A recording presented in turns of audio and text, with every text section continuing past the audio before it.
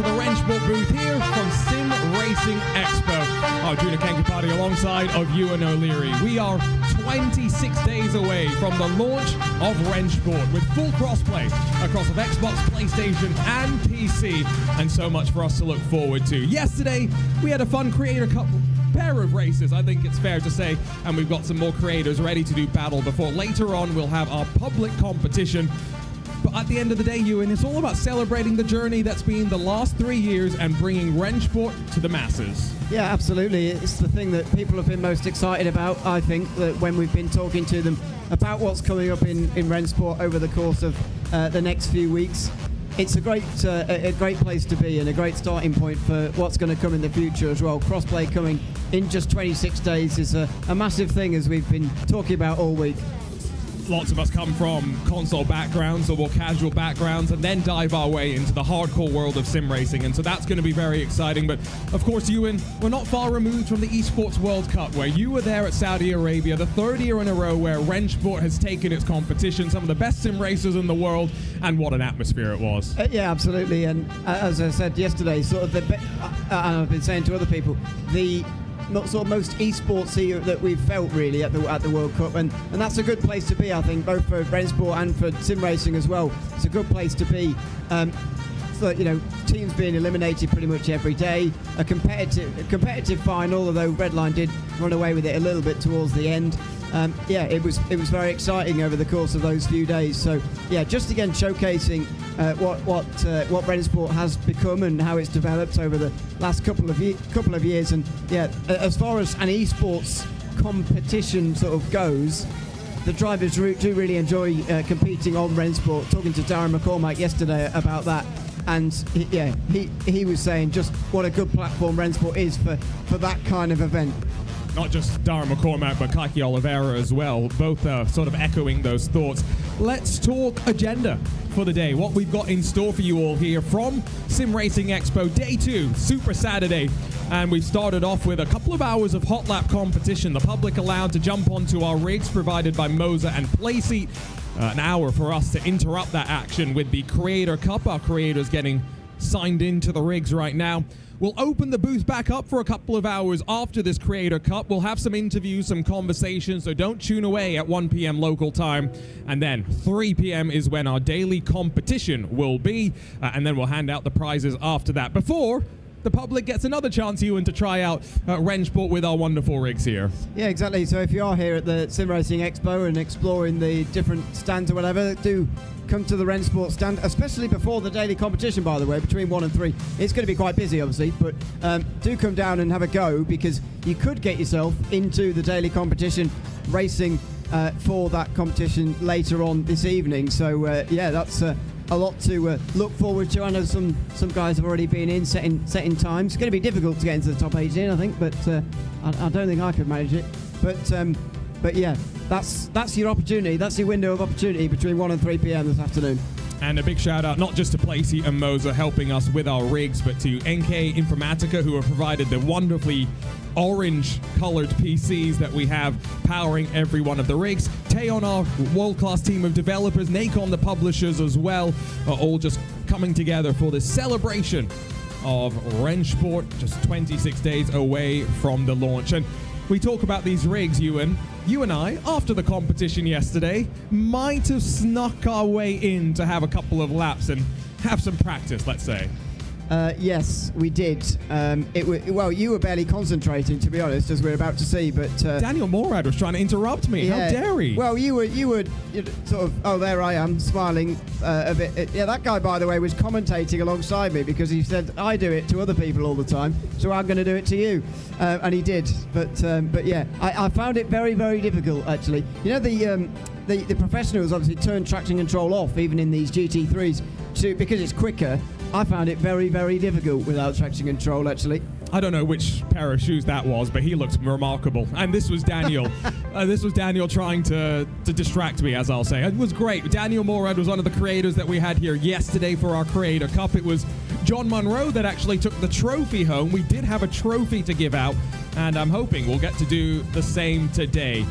The creators that are lining up in their rigs: Maz Racing, Digit Racing, LPN05, Xander Racing, Rents the Fence, and Der Kaya, as you see on your screen in front of you right now for those watching along from home and for those here at the SimRacing Expo as well.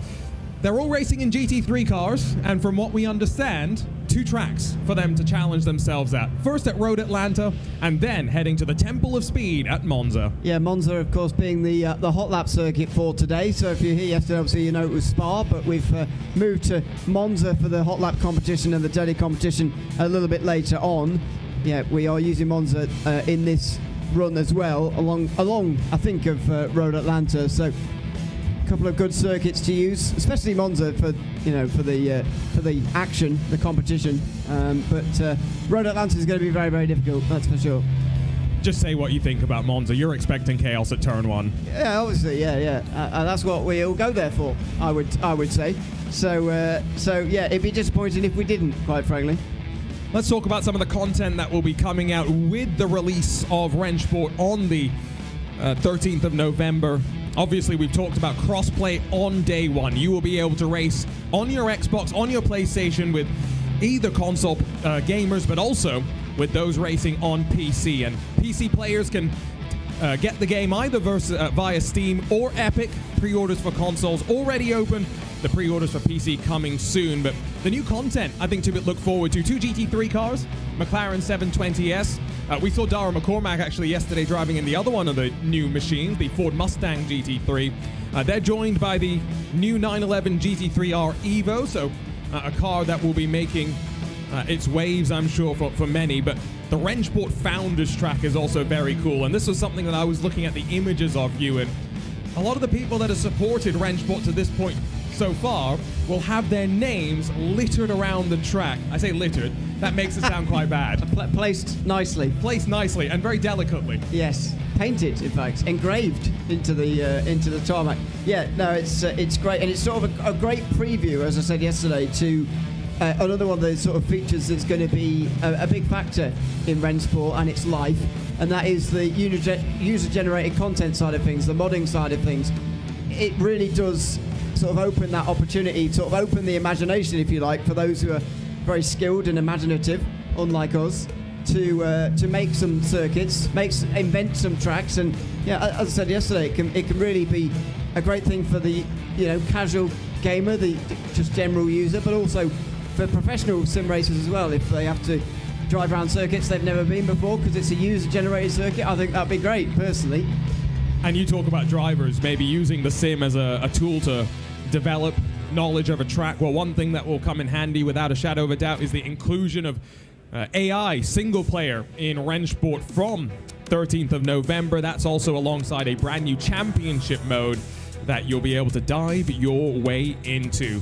One of the attractions that we do have at the booth as our drivers are getting set up and dialed in for the first of the 2 races is a wonderful Alpha DTM machine. This particular unit model won 3 races in its DTM career as well, and this will be one of the cars available in the second of the DLC packs that's available. The Touring Classics Part 1 will feature the Alpha 155, the Mercedes AMG 190e, the BMW M3, the Mercedes C-Class V6 DTM, and the classic layout of the Hockenheim, which I know, Ewan, you're looking forward to. Yeah, massively looking forward to. There's only one sim I know of that has it. I may be wrong, like properly done. So this is going to be properly done as well, and that's going to be fantastic. It's a great layout. I understand why it's not used anymore, and indeed can't be used anymore. I believe it's been renatured, if that's a word. I like it.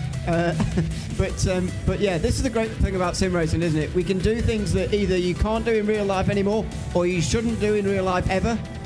It's a good idea to do them in sim racing instead.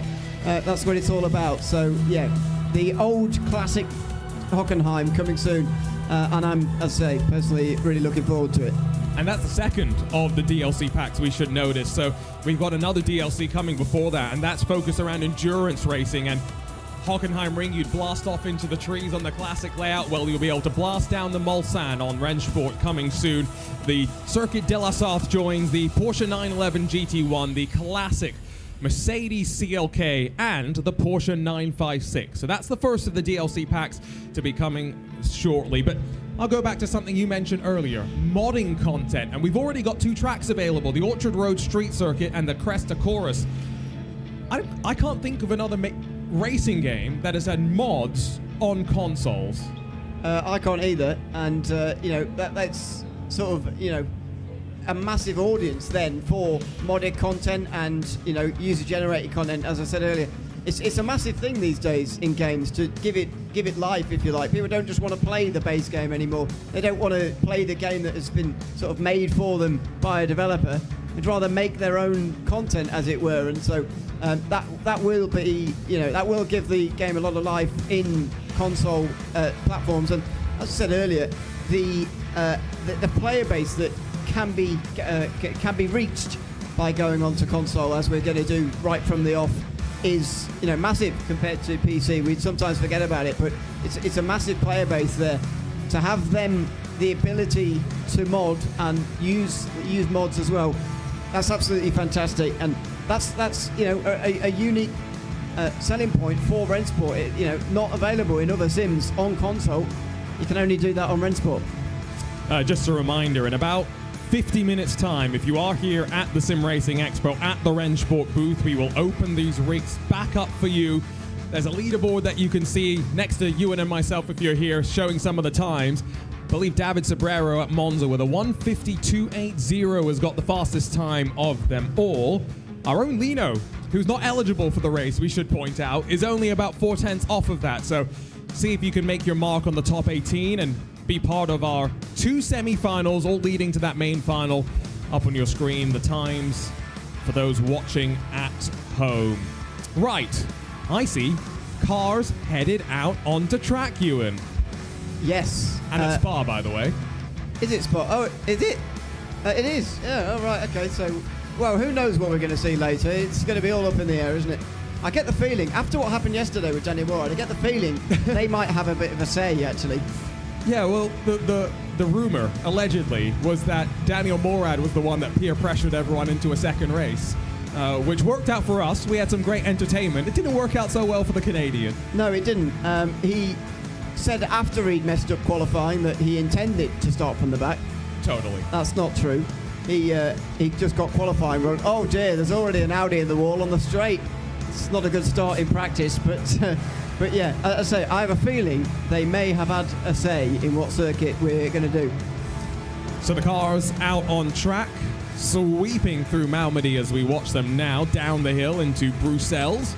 Very tricky corner to get right. Often we see a couple of different approaches. Some go out wide and V the car back in. Others much tighter to the inside curve, especially in cars with a decent amount of downforce. And again, this is a look at the rigs provided to us by Moza and Playseat. You and I had the chance to jump into them yesterday. But these are the same rigs that were at the Esports World Cup earlier this year, so there should be no complaints about whether this was good enough for the pros or not. No, exactly. They obviously do complain, the professionals, because that's what they do. But yeah, no, these are proper the proper Esports World Cup rigs, and it's fantastic to have them here as well. I think is that practice over? It looks like maybe we'll qualify very soon. But yeah, it's great that they can use the same equipment that the professionals were using as well. And so I'm just trying to work out what's going on at the moment. They're just getting ready for qualifying, maybe, or sorting something out. I'm not sure, but yeah, great rigs they are, and it makes it better, doesn't it, when you know that you're using the ones that professionals did. And I was talking to some of the professionals as well, the Dara McCormacks of the world, who are here and wandering around. We might try and grab a chat with them in about 40 odd minutes time, but they were saying they were very impressed actually with the rigs at the Esports World Cup and didn't have too much to complain about. The only thing that I did hear was that the seating position was a little bit different to what it was at home. That's not really a... But that's normal, yeah. Right. That's the attraction of LAN events, isn't it? That you've got to... Because we do know drivers who are sort of good at home and less good at adapting when they're not on their own rig at home, which is a big thing, obviously, in the Esports World Cup, when it is all taking place in one place, and it is, a LAN event. You've got to make sure that you can acclimatise to a new setup, and not everybody can do that. So we'll see the first driver cross the line and start a flying lap. Now, they get sent out one by one, so we'll stagger the cars across the finish line as well. Out through turn one. Be careful of the gravel on the outside, which can very quickly suck you off onto the left and not just slow you down, but pull you off the track itself. And now, bottom of the compression. Bravery required here as you flick the car right over the top of the crest and through Eau Rouge, foot to the floor and on the Camel Straight. Yeah, Sector 1 will be complete very shortly. We'll see, well, we probably won't see what sector time is actually. We'll try and mark the times up against yesterday. Was it 17.9? Was it the best time? 17.9 was the best in the first qualifying. 17.3 from Jan Mardenborough in the second one. Oh, so they were getting quicker as they went along. That is understandable, to be fair. I'm not too surprised. Ooh. Oh, hello. Big slide out of Malmedy, but what else would you expect? Here we go. First sector, 39.9. I actually can't remember what the good sector is anymore because it's been so long. So long since the Esports World Cup that all that knowledge has left the brain of Ewan O'Leary. Alongside myself, Arjuna Kankipati in the booth. I have no knowledge to share, so that makes it a little bit easier. A little bit hesitant, turned in twice in towards the double gauche and then a tap of the brakes as well, so maybe the Audi not feeling so planted. They can't change the setups. They're all racing on fixed setups, and you talked about the traction control thing slightly earlier. These are the setups raced in the Esports World Cup as well, so they'll be right on the edge of grip. Yeah, and so, you know, while they can't actually change the internals or anything like that, I do feel like it is a bit of a setup change, isn't it, to mess with the traction control as coming out of Stavolo, a little bit wide into the Kerpel-Frère. And that will affect the run all the way up the hill now towards Blanchimont itself. 59.9 or something like that is what you need in Sector 2 if you're going to be a professional, but you know, I couldn't do that either. I can't remember what lap time did you do yesterday? I did a 2 minutes 20. I don't know, Daniel Something. Morad was distracting me too much. I've got my racing driver excuses ready to go. Out through the final chicane. Ooh, a little bit of a wiggle there as he rotated the car from right to left.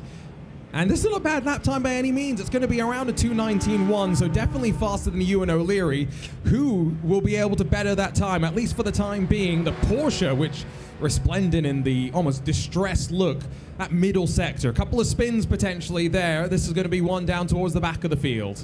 Yeah, looks like it. Just getting acclimatised to everything, really, as we see Maz come over the line there in second place. But it's just getting used to the rig, really, and getting used to the sim and the circuit and everything. So much to learn, and so yeah, 2 minutes 46.7 that time round. That will definitely have a couple of spins in it. To be fair, he's been joined by a couple of drivers as well who have not had the easiest of runs, to say the least. So it is going to be Kaya Angermeyer, excuse me. That has a 4-second gap at the front in qualifying as we get set to go for what should be, based on yesterday, around a 5-lap race. Someone just rehearsing their racing driver excuses there before they lose. There's the grid though for this race. Kaya with the best lap time of a 2:19.1. That is very respectable. It's not quite as quick as what we saw yesterday, but that would have been about midfield yesterday, and it's quicker than both of us. Here we go. We are ready. The first of 2 races on Super Saturday at a packed SimRacing Expo. It's hard to move around when you step out of the booth, but there's so much passion for the shared hobby that we all enjoy. Just waiting for the final drivers to grid up. The lights will come up and we'll go racing at the circuit de Spa-Francorchamps. Again, a big thank you to Teon and Nacon, the forces behind RENNSPORT, that will be bringing it out on consoles, on PC on November the 13th. AK Informatica providing our great PCs. The team at RaceSpot, of course, helping to work on everything as the lights come up and we get ready to go. Race 1 on Super Saturday is go from Spa-Francorchamps. A great jump from the Audi at the front of the field. The Porsche at the back is already alongside of one of the Mercedes, and the fight is for 4th position as they tiptoe their way through La Source for the first time. And now down the hill, no one out into the gravel. Never mind, one Porsche there, but recovers onto the tarmac. Speaking slightly too soon through the first corner, but a clean start mostly from all of them through La Source. They come towards Eau Rouge and Radion for the first time. Based on qualifying, got to try and stay with Kea for as long as possible to maybe try and win this race. As here we go on the way down the Kemmel Straight, the slipstream massive, and we're going to be 3 wide for the lead. Oh, and this is one of those drivers that didn't qualify well. Already Angermeyer's tucked back into the queue, and so it's Aston versus Porsche. Zander and Frascarino work their way through Les Combes. Very tidy. The Aston hits the front, and all 5 still only separated by about 1.5 seconds as they fight their way down to Malmedy. Here comes the charge from the Mercedes. Matika up the inside, pinched onto the curb. This is the thing, isn't it? With one-shot qualifying, the gaps can be so large because people can make mistakes and whatever. But look at this in the race. Contact made into no-name corner. And, oh, it's a proper nice 360, actually, from Zander all the way around. And straight back the right way again, down to 5th place. But contact through no-name corner as Kea tries to win some of these places back. But the pole sitter held on quite nicely there, even with a big contact. Yes, instigated by the Audi, but able to avoid any sort of drama. In through the pit path. Just watching the cars as they slowly get more and more comfortable, of course, not just with the track and car itself, but the environment in which they're competing in. They've got Ewan and myself talking loudly over some speakers, definitely not distracting. On board, the Audi out into the gravel, loses some momentum. Ooh. Here comes Matika in the Mercedes. Very good run at a Coeur Porfray. You don't often see people side by side that early on the way towards Blanchimont, but they are inside line before the fast left-hander. Kai going to try and follow through as Mazda's forced wide there because of the Mercedes on the inside.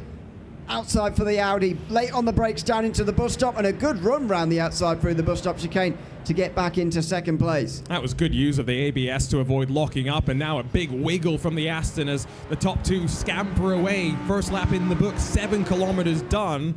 Will we see a 2-car train at the front? Oh, 2 cars into the wall, left side of the track. Porsche recovers almost instantly. Yeah, but the Aston Martin certainly does not, and I believe maybe still isn't recovered. There we go, 8 seconds or so the gap. It was just a bit of contact as they hit the brakes there towards turn number 1 for the 2nd time, first time at racing speed, and the contact sends them both off into the wall on the left-hand side. Here we go again for the race lead, coming up into Les Combes. The Audi pretty quick in a straight line on the way in the slipstream. Couldn't get through there though in towards Les Combes. And so just for the time being, that 2-second gap stabilizes.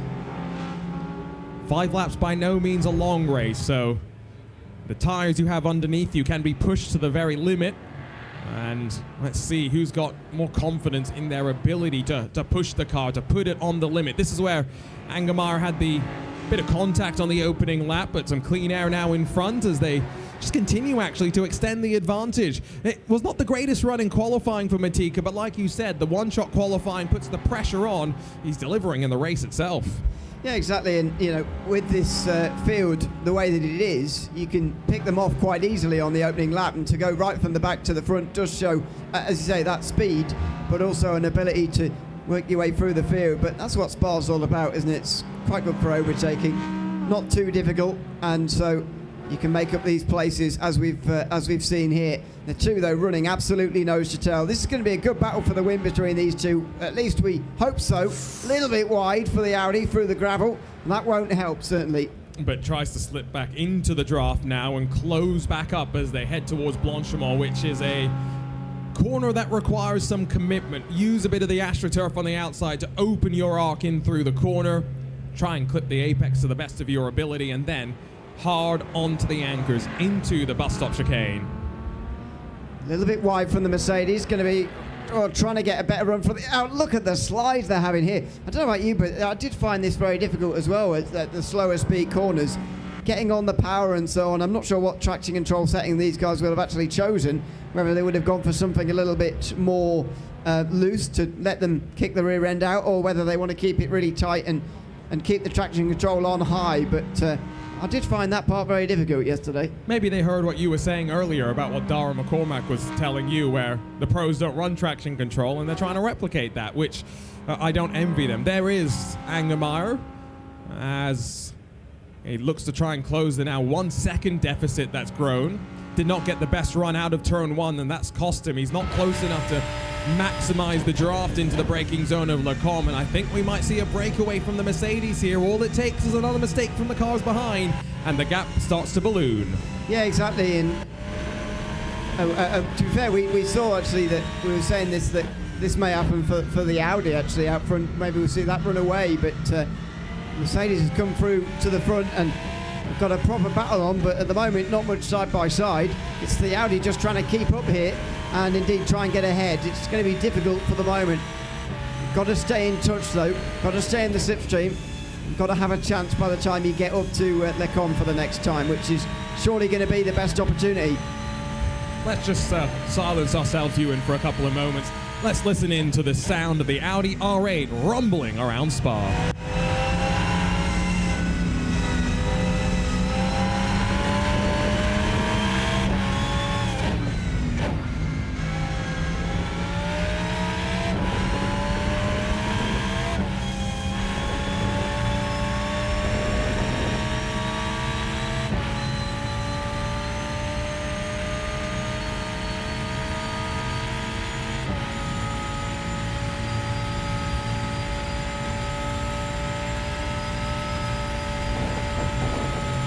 It's a great sound, unfortunately that gets heard less and less with the R8's dwindling participation across of global motorsport. However, all audio on RENNSPORT authentically captured, authentically recreated. It's such a big part of the experience, and once again Angermeyer with a little bit of a slip and slide out of the final quarter.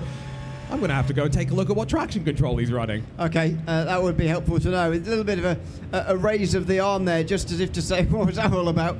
As the car kicked out of the final corner. Flash of the lights now as well. It's difficult to get these cars out of the slow speed corners when you turn the traction control off, but can we use that excuse? I can confirm, no traction control. To be honest, I'm glad you went, because I don't actually know how to see. I didn't know I wasn't on any traction control until somebody changed it for me, because I didn't know what was going on. You can see it in two places, on the dash of the car and on the bottom right HUD element. No. We're educating you and O'Leary here. Thank you. That's going to take a while. But to educate you, yeah, I know. Yeah. But yeah, well, I didn't know that. Yeah.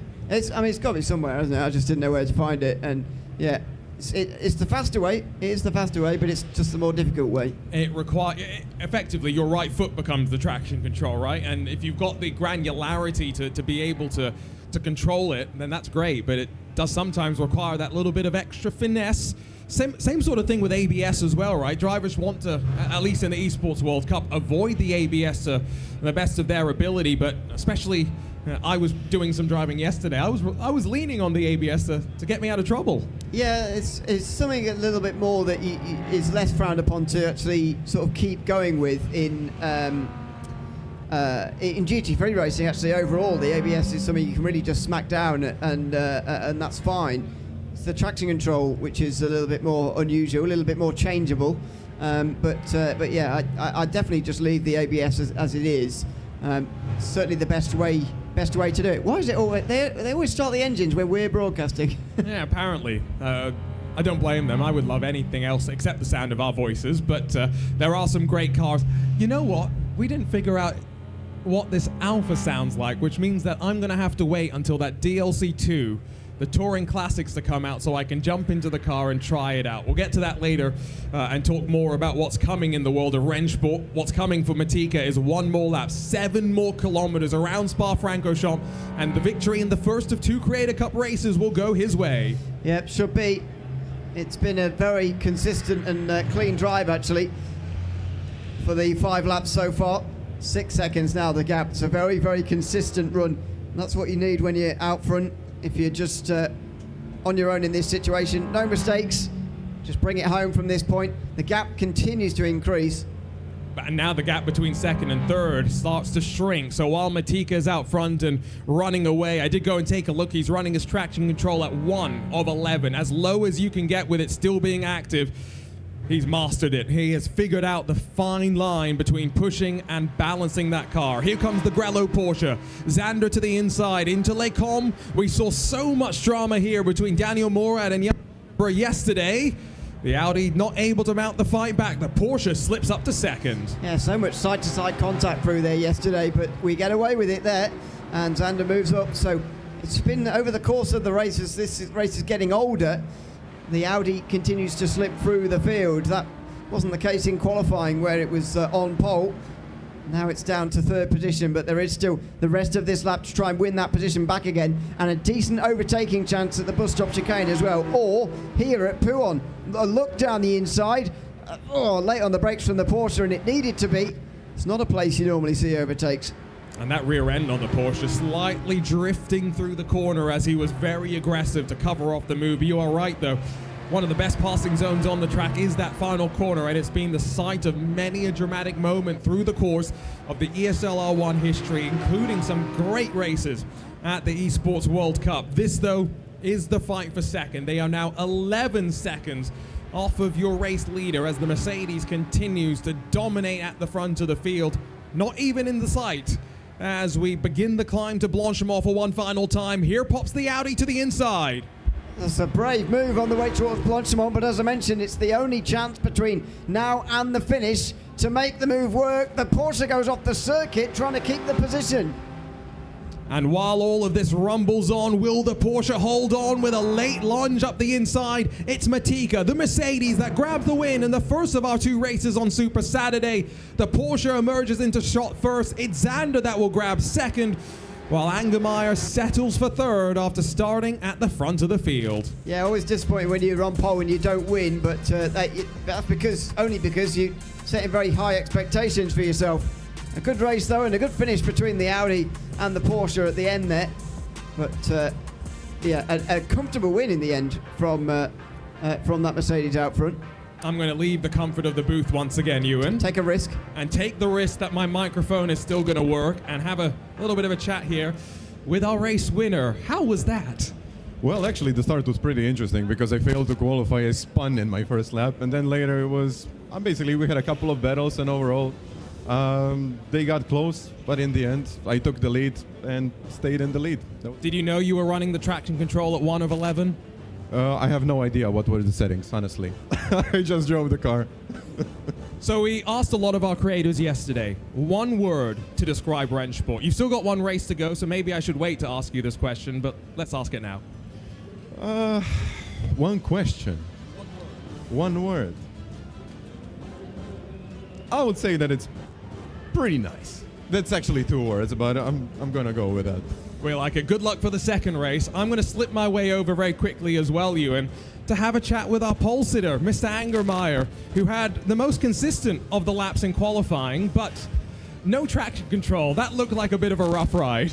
I engaged 2 times the pit limiter during the race. So at the start to the camera straight, I engaged it, and after the bus stop.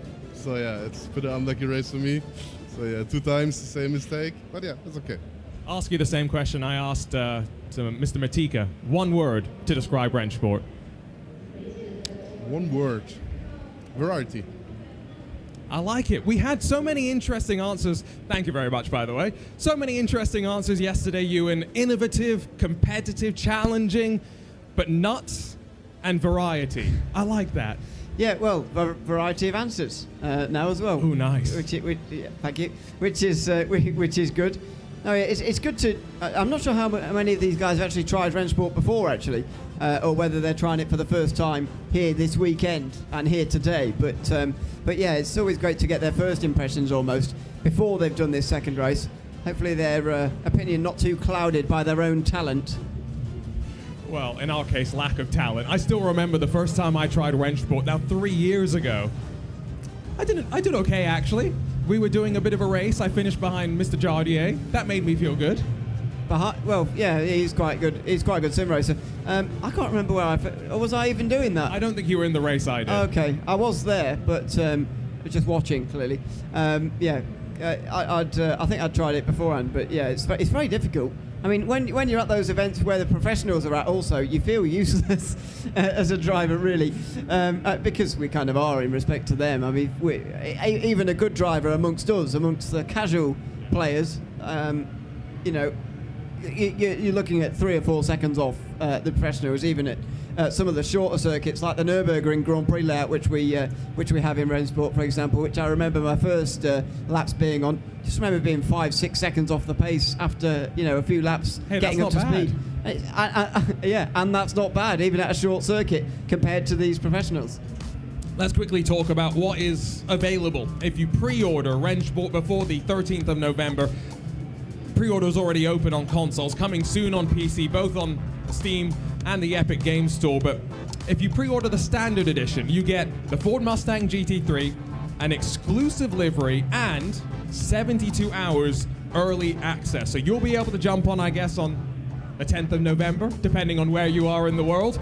If you order the deluxe edition, not only do you get those three, but you get the Porsche 911 GT3R RENNSPORT, which is what Porsche, they gave their engineers a free rein to design what a GT3 car would look like without restrictions. You'll get your chance to drive that. The Nürburgring Nordschleife, as well as the Endurance Classic Part 1 and Touring Classics Part 1 DLC. So both those DLCs we've already talked about, Ewan, included in the deluxe edition. As well as the early access. As well as the early access, yes. But yeah, no, yeah, it's great to have. I'm more looking forward to the DLCs actually than anything else. So that's where I'll be with the classic cars, because yeah, I just think it gives it such a different feel actually to include the classic cars as well. You know, a lot of the major sims have got, or pretty much all have got GT3s and so on, and some of the other cars we've got, although we've got some odder choices, some more unique ones. It's those classic cars that are way more unique, in my opinion. Lots of sims don't bother with the classic material because it is hard to do and whatever. And maybe the market's not as big. I don't really know, but I'm going to guess that. But to bring that to a lot more people, to bring those classic cars, people will really enjoy them. Cars before some of the players, cars raced before some of the players were even born. So that'll be a lot of fun. I'm looking forward to the classics, as you know. We'll talk what cars, what tracks are on the platform already, but just a reminder, in about 20-25 minutes, we will reopen the RENNSPORT booth here at the SimRacing Expo. There's already a line to get back into the rigs, so if you are wanting to qualify into our public competition slightly later on, don't forget to join us. Let's talk about cars and tracks then. And I guess let's start with tracks, because you were just talking about cars. Let's change the topic slightly. Hockenheim. We've got the classic layout coming with the Touring Classics DLC, but the modern version of the Hockenheim ring available, as is the Nürburgring Grand Prix layout, the Spa-Francorchamps that we're racing at here today, Monza, Daytona International Speedway, Michelin Raceway Road Atlanta, the Goodwood Hill Climb, Fuji International Speedway, Nürburgring Nordschleife, the Jeddah Corniche Circuit, as well as then a couple of extra sort of fictional tracks. There's a test track that's called 8 ETA. I'm not going to try and pronounce that. That's for the kids to do. There's also Orchard Road Street Circuit, one of the modded tracks that we talked about slightly earlier, as well as Cresta Cora. So a interesting mix of things, as well as the Founders track with the names engraved into the sides. What did you say earlier? Not littered. Littered. Yeah. No, yeah, and as I said earlier, it opens the imagination for those who are talented at modding and so on. And if you are a talented modder, by the way, get on RENNSPORT from the beginning, because there's going to be a big audience of people looking away from the usual circuits once they've raced all the usual circuits, especially on console. They're going to want some user-generated content. They're going to want a mod. They're going to want a different circuit, a fictional circuit. I'm most looking forward to the fictional ones that people come up with, to be honest. So if you are a talented modder, then get on RENNSPORT straight away and learn the systems, as it were, for modding, especially on console, because there's going to be a big audience for that. I mean, I was very grateful that we had the Orchard Road Street Circuit. I grew up in Singapore. There's not any sim that's got the Marina Bay Street Circuit. Did it replicate streets that actually exist, or is it slightly fictional in that sense as well?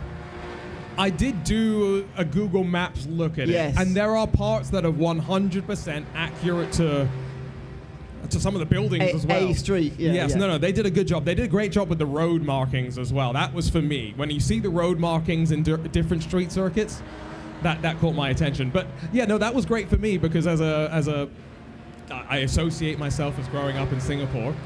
I've never commentated on Marina Bay in the sim. You grew up everywhere. Singapore, one of them, Singapore. But yeah, no. I did get to commentate on Marina Bay in the real world, actually. Oh yeah, so that was quite nice. But no sim has got the Marina Bay Street Circuit. Let's talk cars, because that's another place where I think modded content is going to be very, very interesting when we get to it. But current range of cars on RENNSPORT. You've got the bevy of GT3s. We've got Mercedes, Porsche, Aston Martin, BMW, Audi. You've seen them out here today in racing in our Creator Cup. But a couple of prototypes. BMW M Hybrid V8, the Porsche 963, so a couple of cars from the stable of GTP hypercars. You've got some GT4s, Audi, BMW, they're in the mix, as well as a Porsche Cup car, the BMW M2 CS Racing, the Audi TCR, Audi RS3, I should say, to be specific, alongside the Hyundai Elantra N TCR, and then a couple of oddballs. We talked about the GT3R RENNSPORT. It's got 600 odd horsepower, a massive rear wing that is definitely not in GT3 spec, and then the electric Porsche Mission R and the Praga R1. I'm sure Jimmy Broadbent fans will like that one. Yeah, and that Praga R1's been in for a while, hasn't it? I'm pretty sure for at least a year, maybe longer. So yeah, that is a well-used car at this point, and I quite like those sort of strange cars where you get single make series effectively from those, and that's how you can race them anyway. So that's always fun. As qualifying is underway, by the way, in the second race, and wow, 16.9, they are getting quicker. And I think that was one of the drivers that had their spin as well, so maybe correcting the mistake from the pressure of the hot lap qualifying. Here comes Angermeyer. Wonder where he's going to end up. I think, I'm not quite sure who that is, but at least one more person yet to finish their lap. And those that have finished are either doing some more practice laps or practicing their donuts for their celebration at the end. Yeah, it's quite easy to donut actually in RENNSPORT, so that's a good thing. You can celebrate at the end. There are the qualifying times. 16.9 is very respectable compared to the pros and so on. It's quicker than Jan Mardenborough from yesterday. Yeah, very, very respectable. So a new pole sitter this time round. Race winner from the first race, Mr. Matika at the front, ahead of Kaya, and then Maz in third place. And as I say, Xander definitely had a spin on that qualifying lap. So we'll start this one from the back. Should be fun though. And we always know, Ewan, the lights will come up, the pressure builds, and we're ready to go racing. Here we go then. Second race from Spa on Saturday at the SimRacing Expo here for RENNSPORT, and we are underway. Not a good start, unfortunately, for Matika, who immediately gets swallowed up by Kaya, who will take the lead down in towards turn number 1, around the outside for the Aston Martin of Maz as he tries to take second position. You'd imagine that Matika will still be favourite to win this race with 16.9, but it's not a dream start. No, and this is where it gets difficult. He's got to get onto the brakes and watch the Porsche jump. Oh, almost jumped up the inside there, did Alessandro Xander after starting at the tail end of the field. And what a run through the compression over the top of Radion. But Matika getting slightly stalled out now. Angermeyer's flown so far clear, Ewan, that he's not feeding any draft to these drivers as they go 4 wide in towards Les Combes. Oh, 4 wide for the first time this week, and there was always going to be contact. 2 spins, Maz gets caught up in it as well, and it was always going to happen. Fun while it lasted, the 4 wide towards Les Combes, but it was never going to last, and 2 of them go around. I think we need to go and now talk to Angermeyer during the race just to slow him down slightly and bring the rest of the field back into contention here. That is quite a good idea, or put a blindfold on or something, I don't know, anything to slow down. I mean, I was saying earlier that Matika still were favourite for this race. You'd have to say probably not anymore. 7 seconds, although he was about 2 seconds ahead in qualifying, and there are 5 laps. So. And he won that last race by, what, 10 seconds or something? So yeah. Never say never. Yeah, but the reason why, partly, was because they started fighting for second, so...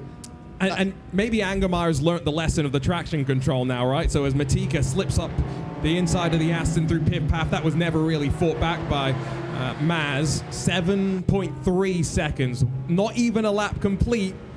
Mercedes has got a charge now, there's no question about it. Yeah, so repeating qualifying times, he'd be there with about a lap to go, something like that, but maybe just under a lap to go. But that would be enough time. You'd still have the run to the bus stop at the very end of the race if we're going to get a grandstand finish there. But let's see. The battle for 4th place is probably going to be the more exciting one between the 2 Porsches. Speaking of Porsche, Flat 6 Symphony. There's not many better sounds in motorsports, if you ask me. I think it's much better than the Audi. You were saying earlier, I actually don't really like the Audi sound very much. The Audi Lamborghini sound. Oh. This is, see, over the curves. This is better, isn't it, the Porsche? Again, not many better sounds than the Porsche 911 when it's singing out at full chat. That was just a bit deep on the brakes, and unfortunately, it's a corner where you try and commit as deep as you can. And he just seems to be struggling a little bit with that, slowing the car down properly. It's not just that he's missing his braking point. It's almost like he's getting into the ABS a little bit too much, and that's causing him to go deep. Yeah, it's difficult to deal with. Obviously, as I mentioned, I didn't actually feel the ABS too much yesterday when I was driving it, but clearly it is there. It's the thing that you really do stand on in GT3, because traction control is something you can manage yourself. As you say, as you put it, you can just use your right foot more sparingly instead. But yeah, ABS a little bit more difficult to deal with. You do end up just smashing the brakes normally. It does look like Xander's got hold of that Porsche a little bit better and is now challenging for third. And I guess as the Porsche tries to jink to the inside, this is the difference between sim racing and real racing. When you take the variables out in the world of sim racing, there's less motion right in the cockpit. It's easier to hit your marks time after time. Whereas in the real world, with all the distractions, if you're a little bit deep into a braking zone, having the ABS off would be a huge problem. Whereas in the sim world, you can kind of manage the risk versus reward, right? So I think that's one of the things when we talk about the esports drivers not wanting to use the driver aids, it's mainly just because of that little nugget, the fact that they're all chasing perfection lap after lap after lap. Yeah, and it's very difficult to do that with those assists. So they'll put the hours in, but for the casual gamer, the casual racer like us, you'll want the assists on. Trust us on that. Do you remember how much mileage Kaki Oliveira said he had driven yesterday? 200,000. Now, he didn't say kilometers or miles, but 200,000 even kilometers of racing in RENNSPORT just to get ready for the Esports World Cup in ESL R1. I'm not sure how many times around the world that is. Maybe nearly 4, something like that. Maybe I've got the size of the Earth wrong. But 200, yeah, if we even go 40, so you get around 5 times with that. Yeah, 5 times around the world. That's very, very impressive. As again, Xander gets very close on the way towards turn 1. Maz feeling the need to defend here on the way towards turn 1, and does so successfully. Oh, well, sort of. Look at that, round the outside for Xander. That's a good run round there. And that's going to give him the drive off the corner as well, the confidence to just get onto the power early. But now getting squeezed a little bit. You want to try and open up this entry into the bottom of the compression at Eau Rouge, but Maz just not in a position to be able to fight back. And these are all cars that were BOP'd by the esports drivers, so they're all within about 1/10 of a second of each other. So unfortunately, you don't have the excuse of the balance of performance. Yes, another unique thing about RENNSPORT and the way we do the esports competitions, the way that BOP happens is... Xander went for a spin. So I was too busy watching Maz's point of view. Didn't notice that Xander had gone for a spin, and indeed I think has dropped to 5th place. Yeah, has dropped indeed behind 4th as well. So unfortunately to the back after a spin through Lecom. A little bit more trouble through there.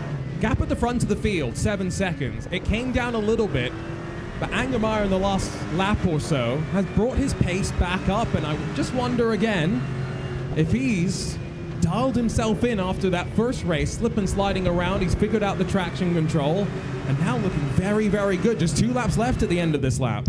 Yeah, so 2 more laps to hold on, and if those qualifying times were being replicated, then you'd start to see that leading gap come down fairly quickly-ish, but that's not happening at the moment. It's been a good drive from Kerr so far at the front, and has just got to hold on now.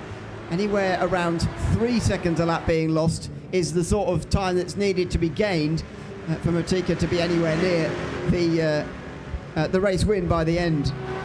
Just takes one mistake though, and it's so easy in a GT3 car, which think about the development of GT3 cars since they were first introduced. You know, they were introduced to bring the cost of racing down, but now they are aerodynamic beasts. They're mechanically so much grip that they can generate even without the downforce. They are proper race cars nowadays, and that's why sometimes people will say the GT4s are a little bit more reminiscent of the original GT3. Strip off the downforce, strip off the power, and it's a little bit more pure racing. Although 6 seconds at the front of the field, here's Angermeyer over the top of the crest once again. So comfortably in control at the moment. Just needs to try and bring this one home at the moment. But yeah, as you say, the variety that you get in GT3, the different shapes and whatever, absolutely fantastic, because That's what you want to see on a grid, and you do get that every time in GT3 racing. So that's why we all enjoy it. That's why it's the most popular category, isn't it? And you certainly see that in sim racing as well. GT3 grids are always the ones that are most popular. I don't know if you've ever done a series that has switched to a GT3 from another category, a road-going series, but whenever they switch to a GT3 in any league, the numbers do go up. It's very, very popular, and you can see why, the variety that you get, and as you say, how comparatively easy they are to drive as well. I think Phil might have had a slight issue, by the way. He's dropped to the back, but you're right. I mean, just look at the what's that word? Proliferation. There we go. I got it eventually. Of GT3 cars. I mean, made their way to DTM this year, and what a season they had. Einstein Guven making the pass in the last couple of corners to win the championship. You even look over at Super GT, where not only do they have prototypes which resemble sports cars, but they still race with Prius GT3 cars. It's so cool. And then, of course, you know, I've been fortunate enough to be up close and personal with the variety of manufacturers that race in IMSA in the last year or so, and every GT3 car is so unique, and that's what makes it so interesting. The fact that with BOP, I know people don't like to talk about it, but it brings different styles of cars a little bit closer together. And you look at the Audi, mid-engine, very twitchy. That was the sort of description that a lot of pro drivers had of it. It's one of the tougher GT3 cars to master. Whereas something like a Ferrari, for example, that was tailored for the amateur driver. Be a little bit easier to drive, but still be capable of the same amount of speed. That's exactly what you need if you're in a longer race, especially you can't be weighed down by your slower drivers. So that's exactly the way to go about it as Kai gets onto the final lap. They all begin the final lap, 5th out of 5, and the gap has come down to just about 4.5 seconds, but there isn't going to be long enough in this race. It looks like Kai's work in the opening lap effectively has seen him off to the race win. And if we were doing a sort of point system based on races 1 and 2, I think Matika would still win it. 1st and 2nd, Angermeyer was 1st and 3rd if the result holds as they are. You can see the consistency. They've been two of the more consistent drivers at the front. Lap times seem to be pretty good as well. And I'm hoping we'll get another chat with them hopefully after this, and we'll see what they've learned in their about 1 hour with us as part of the Creator Cup on Super Saturday. Yeah, we'll try and get their thoughts on the sim obviously as well, and talk a little bit more broadly.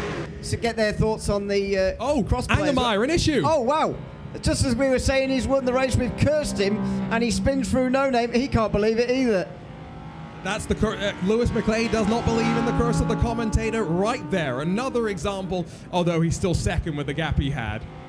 Dear oh dear. I mean, he'll be wishing that he still had that 7 seconds or whatever it was. I'm still not sure that would have been enough, because the gap 5.5 at the moment. But Matika's going to go through to go 2 out of 2 by the looks of things without any further mistakes. So that's what I said earlier about Kaya. So you might have to go talk to Kaya. I don't think I'm allowed. He won't know that you cursed him. It'll be fine. But yeah, that was a dramatic end to the second race of the day, and it looks like Matika's going to go through and win race 2. Dramatic finish. I don't think Kai could really believe it. Maybe he'd given himself the win in his head as well. But dear oh dear. A dramatic finish to race number 2 here on Saturday in the Creator Cup at SimRacing Expo, through the final couple of corners for Matika. And he will win 2 out of 2 here from Spa in the second Creator Cup. Very pleased indeed with himself, because the fact he was so far behind in the first place wasn't entirely his fault. He was held up in the battles of the opening lap, and then capitalised on the mistake when required. And he practices donuts, I think, slightly earlier. Let's see how successful. I'm telling you, it's quite easy. We're looking at him in the middle of that screen right now. Yeah, seemed to do a decent job. Here comes Kaya to join him as well. Should we go have a chat with some of them? Yeah, everybody's going to be joining everybody else doing the donuts. So, ow, I've been electrocuted. I'll go for Kaya then, if you want to. You go first. If you want to stay clear, I'll go around the other way for the camera. Yeah, I saw you laughing hysterically after your spin. Can you really believe you just spun out the lead there? I clipped the curb on No Name. That's the only mistake. How was the rest of the race? I mean, you were controlling that race from start to finish until then. I have a quite good start, I guess. Like off the line, I was pretty good.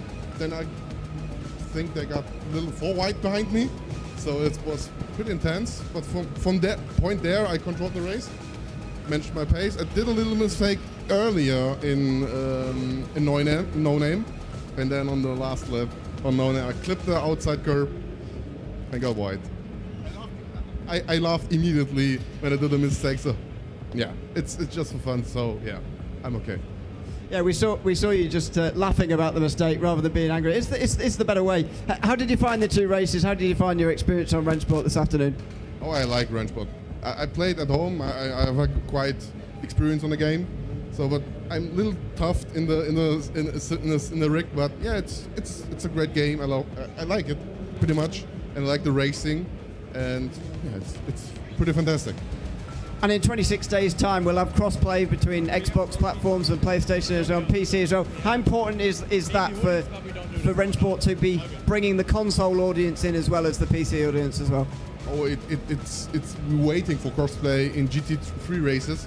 We have it in another game. We have a crossplay. It's functioning quite great there, but yeah, it's bringing closer the communities where we all race, no matter or Xbox, PS5 or PC. So we would like all to race together, and crossplay is so important in 2025 and further. Thanks very much for chatting to us today, and thanks for coming along. And I'm going to see if I can grab Mr. Matika out of his rig, mainly so I don't have to squat down. Can I get you to join us and get on camera as well? Well, first off, congratulations. 2 victories in 2 races. That second race, the start, how crazy was that compared to race 1 where you were fighting away from the back? Well, it was to be fair, I wasn't expecting that because my start was pretty terrible, let's be honest. I mean, I dropped a place, actually 2 places, I tried to catch up, and all of a sudden we were going 3 wide. It never ends well. I spin, and then the rest of the race was kind of calm. It wasn't, I'm going to say it wasn't very difficult or challenging, but in the end, lucky. Only that, lucky. So you've driven a lot of sims. What stood out to you in your time with RENNSPORT? Well, I didn't play it a lot. I mean, I haven't played it in a while, but it was actually quite simple to get in and really feel the car, which was really interesting for me. And even you said I was using PC1. I know the AMG is quite... I mean, I'm going to say you can drive it without DC in most of the sims, but I just drove it and it felt like really, really natural, which was a very positive thing. And so you didn't get much time, but for those of the community watching and excited for the launch in about 26 days' time, what one feature do you think is most exciting here on RENNSPORT? Well, I would actually say that it's quite easy to enter. You don't have to be worried about, how am I going to drive? I'm going to be able to stay on the road. It is challenging though, but you can still stay on the road, you can have some fun and really enjoy the multiplayer and all of the other features. So it's quite a nice experience in the end. And so you say it's easy. Does that make crossplay even cooler then? Because now anyone can kind of jump in, controller, wheel, it doesn't really matter, and hopefully get up to speed. I would say yes, because you don't really need expensive equipment. Of course, it does help, let's be honest. But, I mean, for console players, you can just jump in. You can have a very, I'm not going to say a cheap wheel, but in general, affordable wheel, and you can still be competitive. Great to have you. Congratulations, winner of the Creator Cup on Saturday. Thank you very much for having me. Well, Ewan, that was fun. Yeah, absolutely. Yeah, two good races, and as we saw in the second one, a bit of late drama as well. I've just been over here looking at the final points, by the way, because we've been sent those. We planned to have 2 races today. Daniel Moore has not been changing our schedule again, so we've been able to have 2 races properly with proper points as well. So obviously, Matika winning the thing overall, 2 race wins. You'd expect so. Kaya's second place, despite that spin on the last lap there, would have been closer had he won that second one, but still not. Then Xander in third position, Maz in fourth, and Phil in fifth position at the end there as well. So important podium there for Maz towards the finish. But yeah, those are the 5 drivers. And thanks to them for joining us here at the RENNSPORT booth and giving us the action in the Creator Cup for Saturday. And that means now the rigs will get open once again for the next 2 hours. If you are here at SimRacing Expo, at the RENNSPORT booth, come and try out the game 26 days before launch. And I believe they'll be back on Monza, right? I think so, yeah. The hot laps on the other rigs have still been ongoing, by the way. There's been a few hot laps obviously going on. But because obviously we weren't using all the rigs, so we're using the other ones for Monza hot laps, and I can still see them happening over there just in front of us in the corner. So yeah, do come along to the RENNSPORT booth and to the rigs. They're just about to be filled up again with people trying to qualify for our daily competition coming up a little bit later on this afternoon. And the hope is that we will get the chance to chat with some of the drivers that you may have seen competing in R1 in the Esports World Cup. My eyes are just averted trying to flick my way through the large audience here at the SimRacing Expo to find one of those drivers. We talked to Will Chadwick yesterday. We talked to Kaiki Oliveira, Dara McCormack, Florian Hasper. We even had a chat with the creative director, Kim, of the game. And so maybe what we'll do is, if we do have the opportunity, I was trying to see if we could find Morris, the CEO of Competition Company. He was here for the race, but then he's a busy bee today. He is, yeah, and obviously these events are very busy for those who have got stands here for various ongoings. So yeah, pretty difficult to grab people. They were all hanging about yesterday. It was very easy, but we've used them up. We went too soon. We've used them all up in one day. Yeah, that was the issue. I'll also just let you know that for those that have watched the RENNSPORT radio checks, the dive into the development and the stories of what's happening behind the scenes, we are planning on filming one of those here this weekend. So do stay tuned on the RENNSPORT channels on social media for news about when that drops.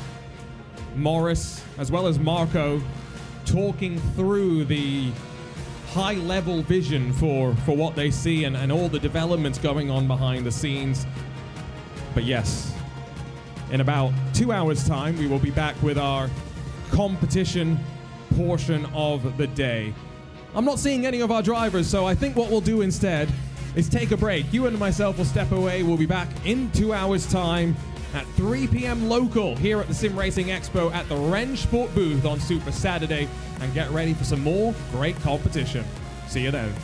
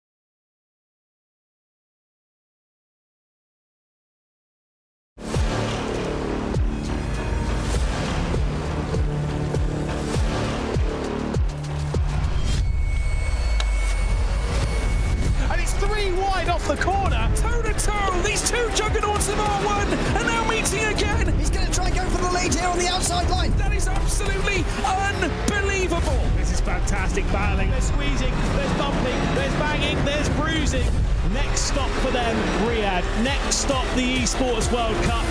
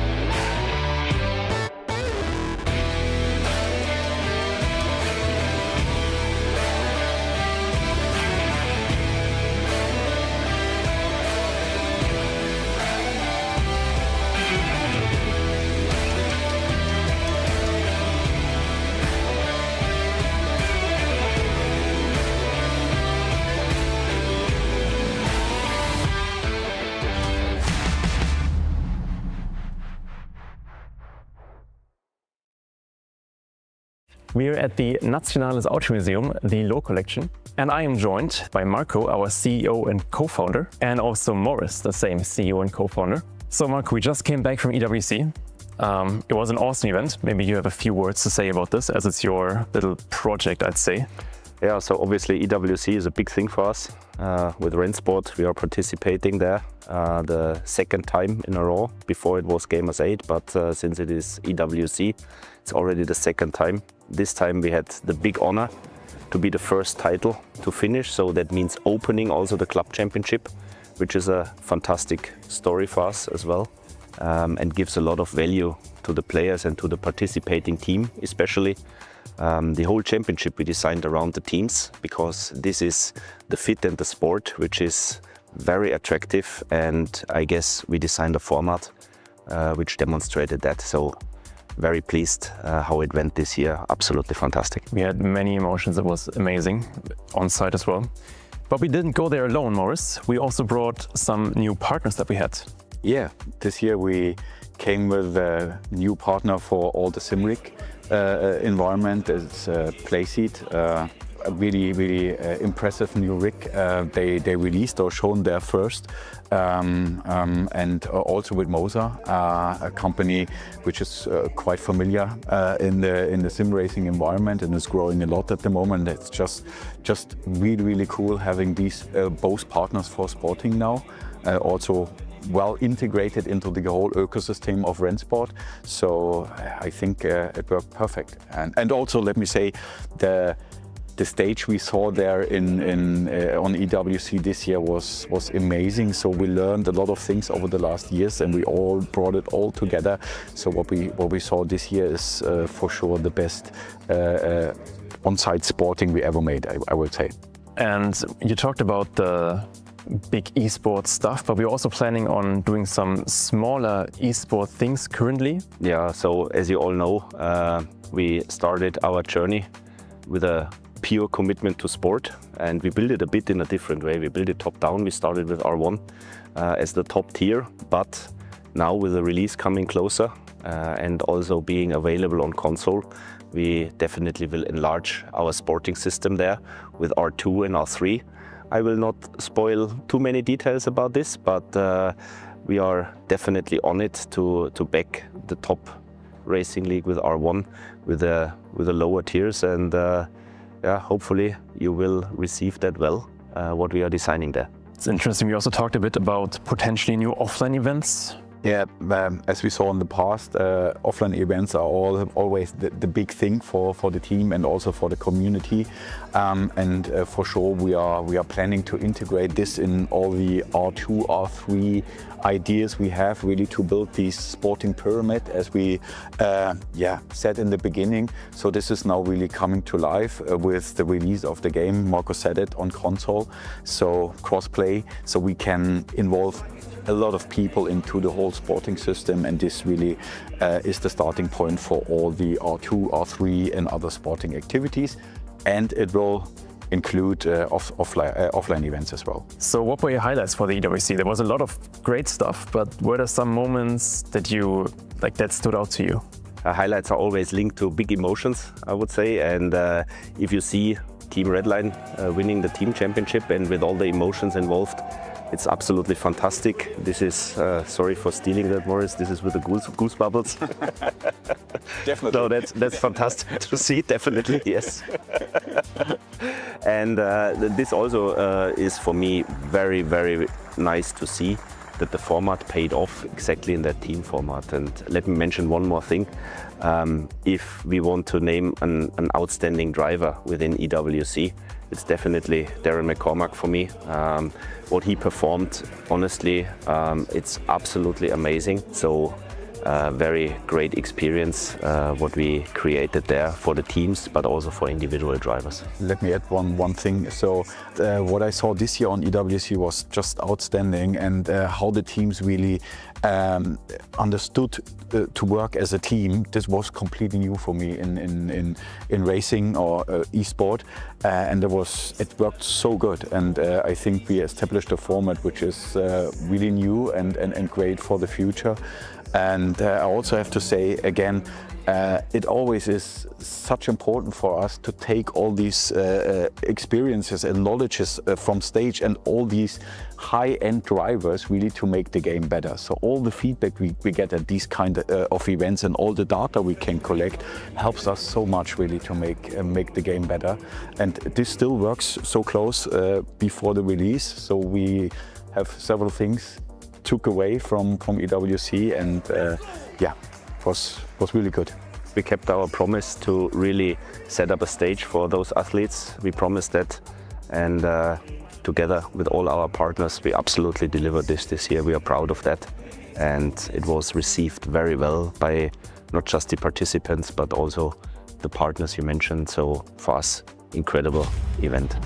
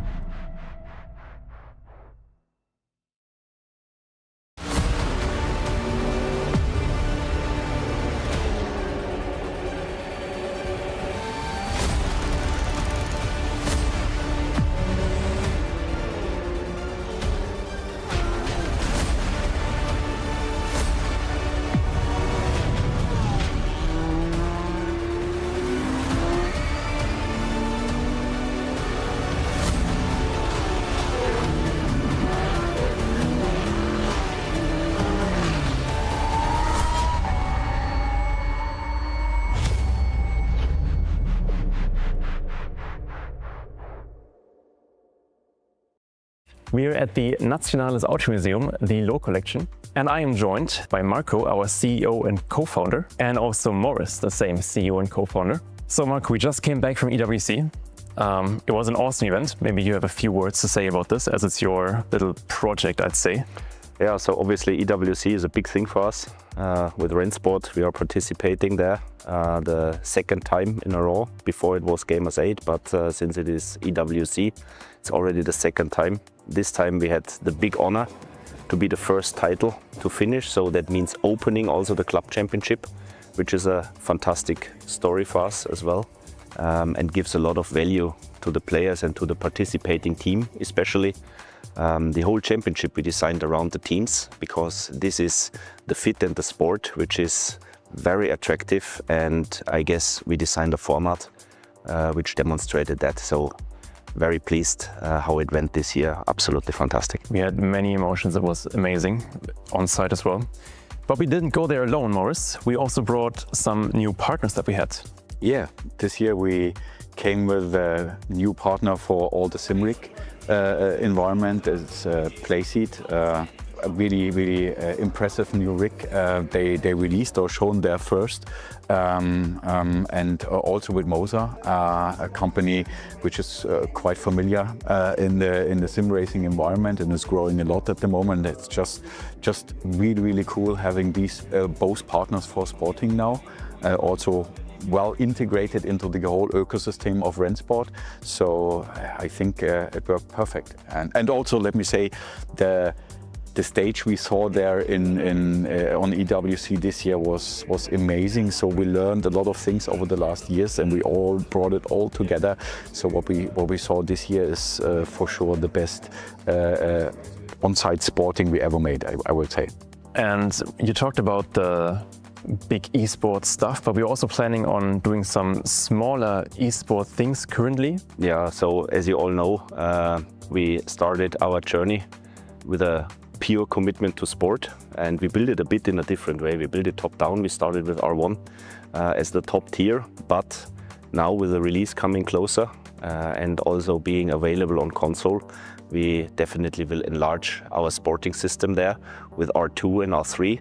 I will not spoil too many details about this, but we are definitely on it to back the top racing league with R1 with the lower tiers, and yeah, hopefully you will receive that well, what we are designing there. It's interesting. We also talked a bit about potentially new offline events. Yeah, as we saw in the past, offline events are always the big thing for the team and also for the community. And for sure we are planning to integrate this in all the R2, R3 ideas we have, really to build this sporting pyramid as we said in the beginning. So this is now really coming to life with the release of the game. Marco said it, on console, so cross-play, so we can involve a lot of people into the whole sporting system, and this really is the starting point for all the R2, R3 and other sporting activities, and it will include offline events as well. So what were your highlights for the EWC? There was a lot of great stuff, but were there some moments that that stood out to you? Highlights are always linked to big emotions, I would say, and if you see Team Redline winning the team championship and with all the emotions involved, it's absolutely fantastic. This is, sorry for stealing that, Morris, this is with the goose bubbles. Definitely. So that's fantastic to see, definitely, yes. And this also is for me very nice to see that the format paid off exactly in that team format. And let me mention one more thing. If we want to name an outstanding driver within EWC, it's definitely Darren McCormack for me. What he performed, honestly, it's absolutely amazing. So very great experience what we created there for the teams, but also for individual drivers. Let me add one thing. So what I saw this year on EWC was just outstanding, and how the teams really understood to work as a team. This was completely new for me in racing or esport, and it worked so good. And I think we established a format which is really new and great for the future. And I also have to say again, it always is such important for us to take all these experiences and knowledges from stage and all these high-end drivers really to make the game better. So all the feedback we get at these kind of events and all the data we can collect helps us so much really to make the game better. And this still works so close before the release. So we have several things took away from EWC, and was really good. We kept our promise to really set up a stage for those athletes. We promised that, and together with all our partners, we absolutely delivered this year. We are proud of that, and it was received very well by not just the participants, but also the partners you mentioned. So for us, incredible event.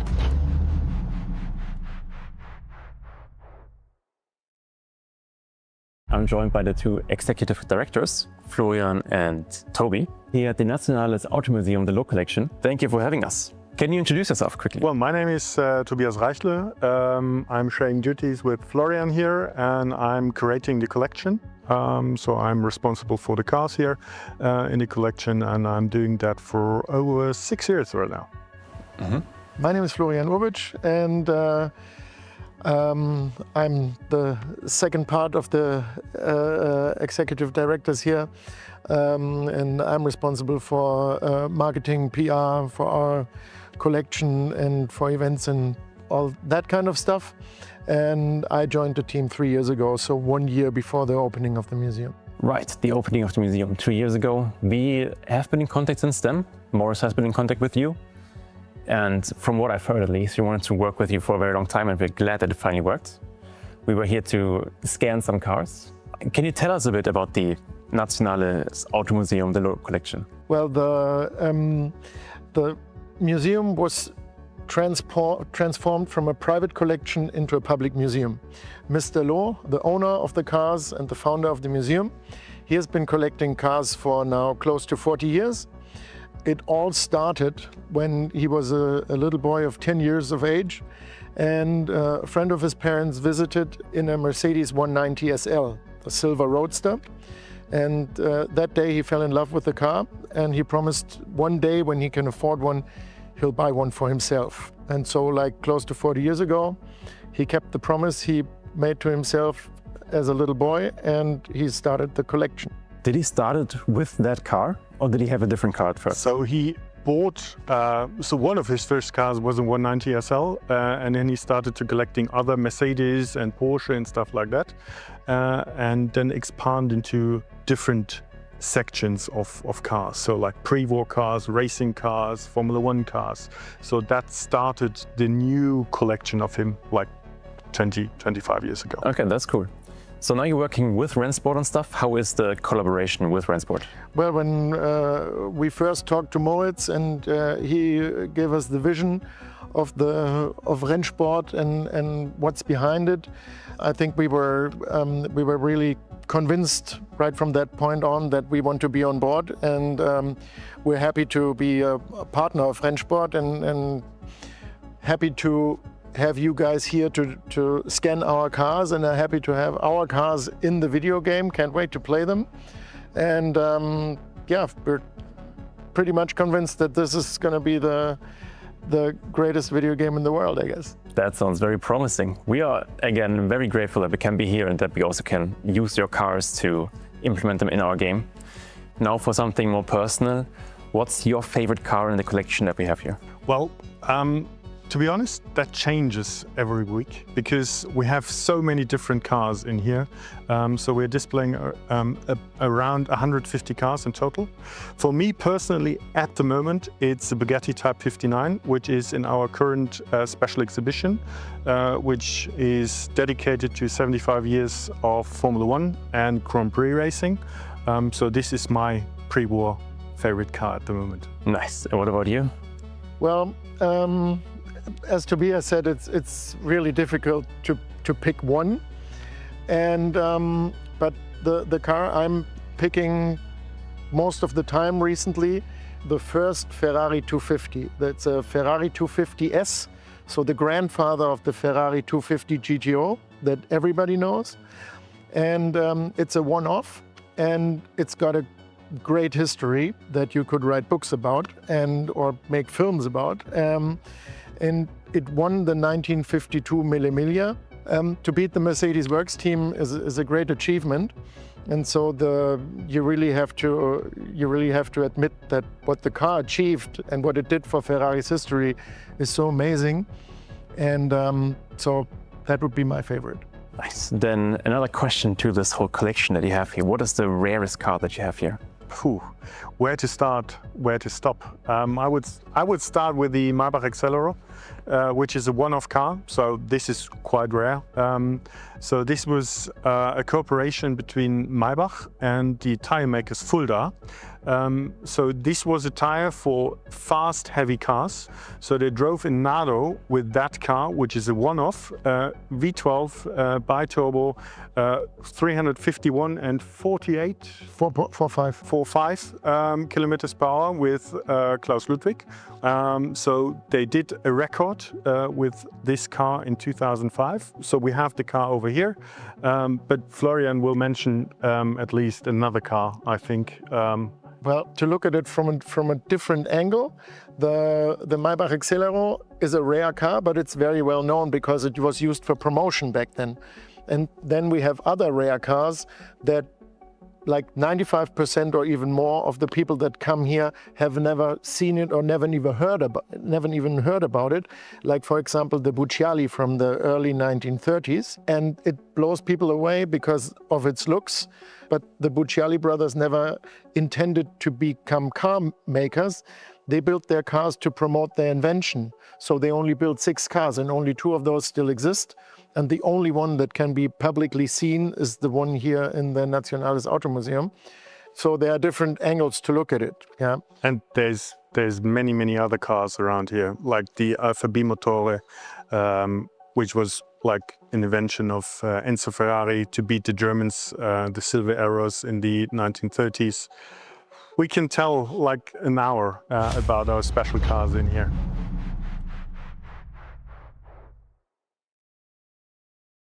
We are in contact with the Nationale Automuseum since 2 or 3 years, so it's really, really good relationship we have here. And then they gave us the chance really to scan all the cars we would like to have in RENNSPORT over the next quarters. I think, Alex, we start with the touring car area. Yeah, I mean, you see one car here, but if you look closely and pay attention, there's like little flick switches that like individual to drivers. And Alan McNeish has like a button and flick switch. It's called the Stark Fuck Up. So whatever that means for him to get rid of some issues, so to say. Yeah, it's just personalized. And I think the story of us is like we want to bring closer together the real life cars that we see here to like a digital twin. Yeah, and there was the story from the beginning. Mark and I always had in mind we scanning real-world cars and bringing the digital twins into RENNSPORT.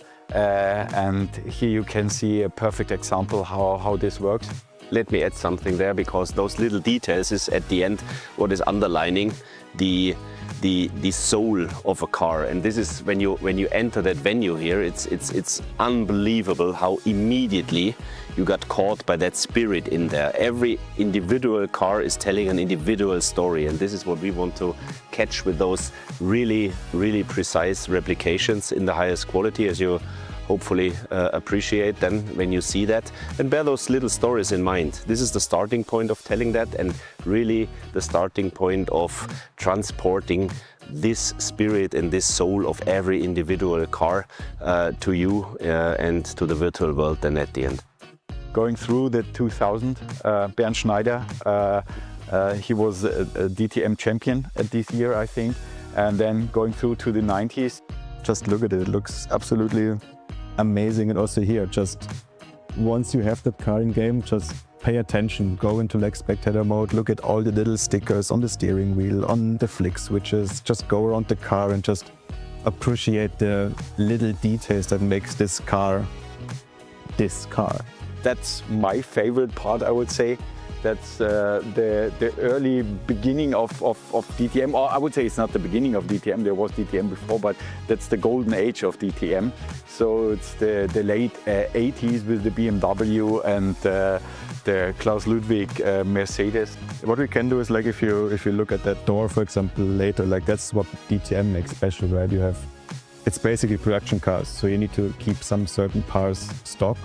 So if you have, lucky enough, an E30 at home right now, you could just say like, hey, I can retrospect some of the individual bits and pieces of the original street cars.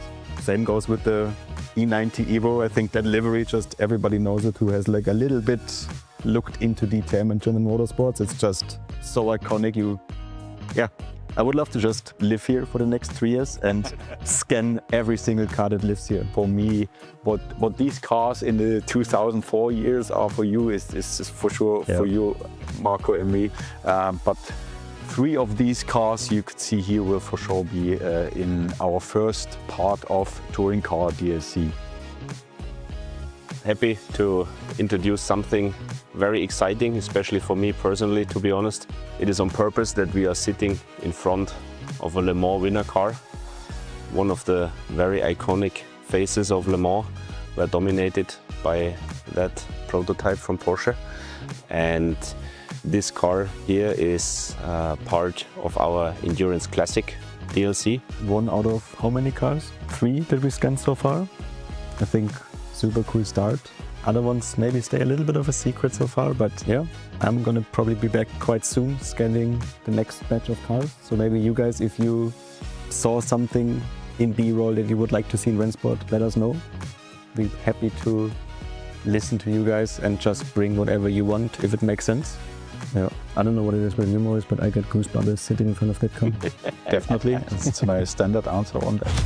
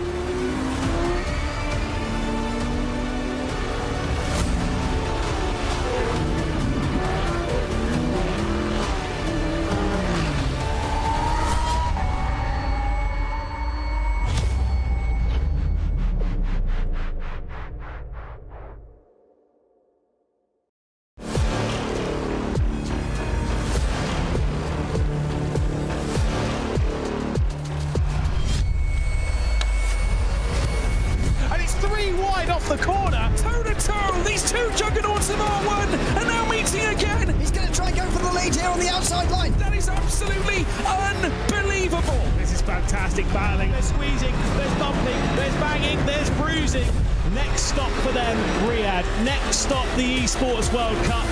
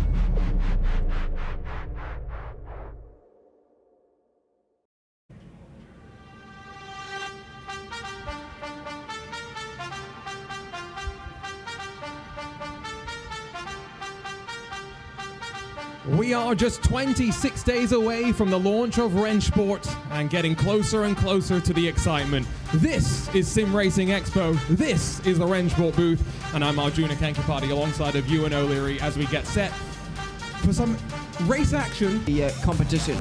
You and I were just catching up with some of the R1 competitors, Dara McCormack, Moritz Lohner, and a couple of others in the last handful of hours. We had our Moritz Lohner and a couple of others in the last handful of hours. We had our Creator Cup race slightly earlier today. Plenty of excitement, but now it's time for a bit of competition and for some prizes to be paid out as well. We'll talk about the prize packages in a few moments' time, but Ewan, what a journey it has been. You and I were out last night with the entirety of the sim racing exhibitors for a nice evening. Had a good chat with Morris, the team at RENNSPORT as well, and I still remember early 2022, the debut at Katowice with ESL.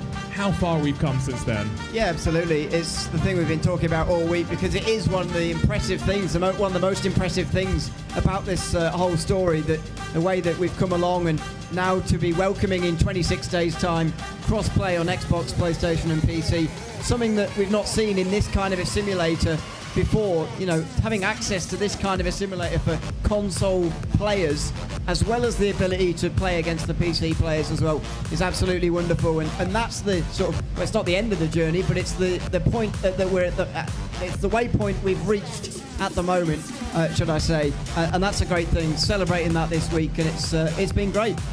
And allow for drivers with all sorts of setups, whether you start with just a controller or you start with something like a G27, make your way up through the ranks of hardware.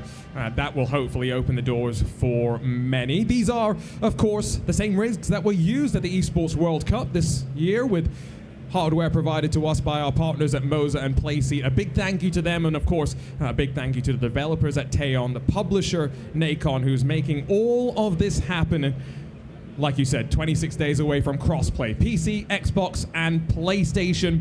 Pre-orders already open on the Xbox Store and on the PlayStation Store, but on PC, pre-orders will open soon on Steam and the Epic Game Store for you to get into the fun. There's a look at one of the drivers getting nestled into the rig, and like we said, 18 drivers, Ewan, going to be split into two semi-finals. The odd-numbered qualifiers will be in the first, the even numbers in the second, and from there, the top four advance to each of to our final, I should say. Yep. So 8 of them from this section going through into the final, coming up very, very shortly after. I believe the other semi-finals currently being rounded up, the other drivers, so that they can jump in straight after. Going to be a quick turnover, and it's an interesting list, isn't it, because we've got some R1 drivers of past and present, and we've also got just general members of the public who we're going to learn about in the next 2 hours. And some of those drivers who have been in this sort of environment before. This sort of circular setup has been the staple of R1 competition since the very start, and some are very comfortable scrolling through their phones. Yep. Have you noticed that we're talking about you yet? Yeah, there you go. Isn't that just the modern world? Goodness me. Kids on their phones these days. Oh, well. Go back to the original point I was trying to make. Sorry. For some of the general public, this will be a different environment. You've got these two guys in the booth talking some nonsense, but you've also got the screen directly in front of you. You've got the people around you, and what a packed Saturday it is here at the SimRacing Expo. Oh, it's very, very busy, isn't it? When you're walking around, there's so many people here. It's such a great event, and while we were out last night, I don't know if you noticed, pictures up from previous years in like a montage from all the previous years over the last decade. It's wonderful to see how this event has come on. It's always been sort of a big deal in the sim racing world, I would say, even before I was properly as deep in, some would say I'm too deep in now, but before I was, properly in 2015, 16 or so, it was a massive fixture on the calendar, and it's great that it still is, and is more popular now as well. More companies here than ever before, more people here as well than an event I've ever been at, certainly, and I've been to a few now. So yeah, it's fantastic. Thanks for that. Thanks for laughing. It's fantastic. It's been wonderful, and to have RENNSPORT here as well is absolutely great. Hopefully the RENNSPORT orange is going to become a fixture or a part of the furniture here. I didn't even realize, but I got a new phone earlier this month. RENNSPORT orange. RENNSPORT orange. There we go. Apple getting in on the fun as well. Right.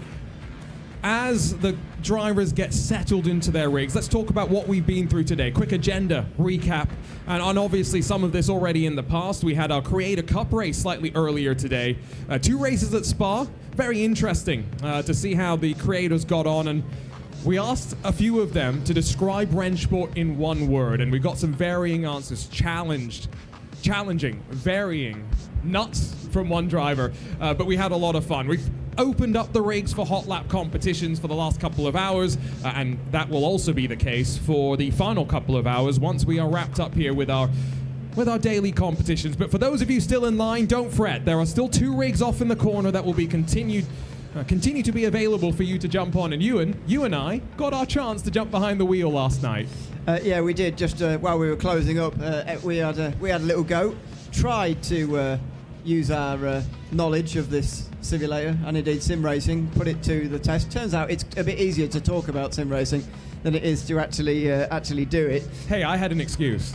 Yes, Daniel Moore was talking to you the whole time, but and somebody, to be fair, was commentating on me in my face, so that didn't help me.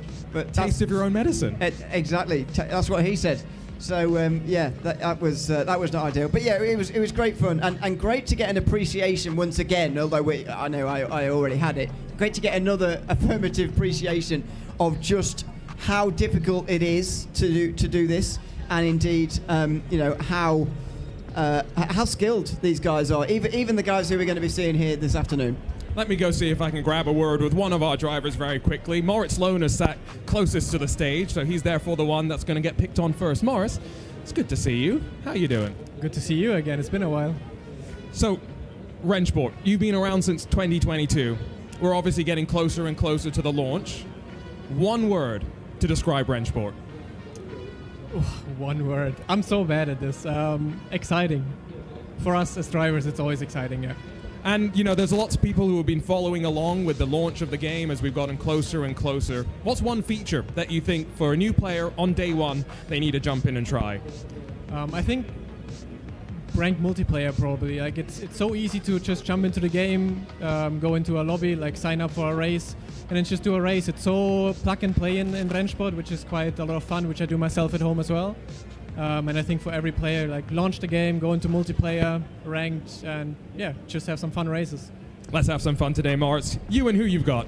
I'm with Tobias Pfeffer, who's also going to be driving in the first semi-final. I didn't know you were going to be racing this competition. What brings you to the SimRacing Expo and RENNSPORT stand here today? Yeah, I mean, every year I'm here at the Expo, and it's quite random that I actually got here. And with Vasilios, my teammate, we just said let's do it and try it, and yeah, we qualified. Have you got any expectations? Yeah, let's hope P1, but the competition with Moritz and Vasilios is quite high, so yeah, let's see. So you've been in R1 now for a little while. How have you been finding RENNSPORT to drive, coming back to it here this week?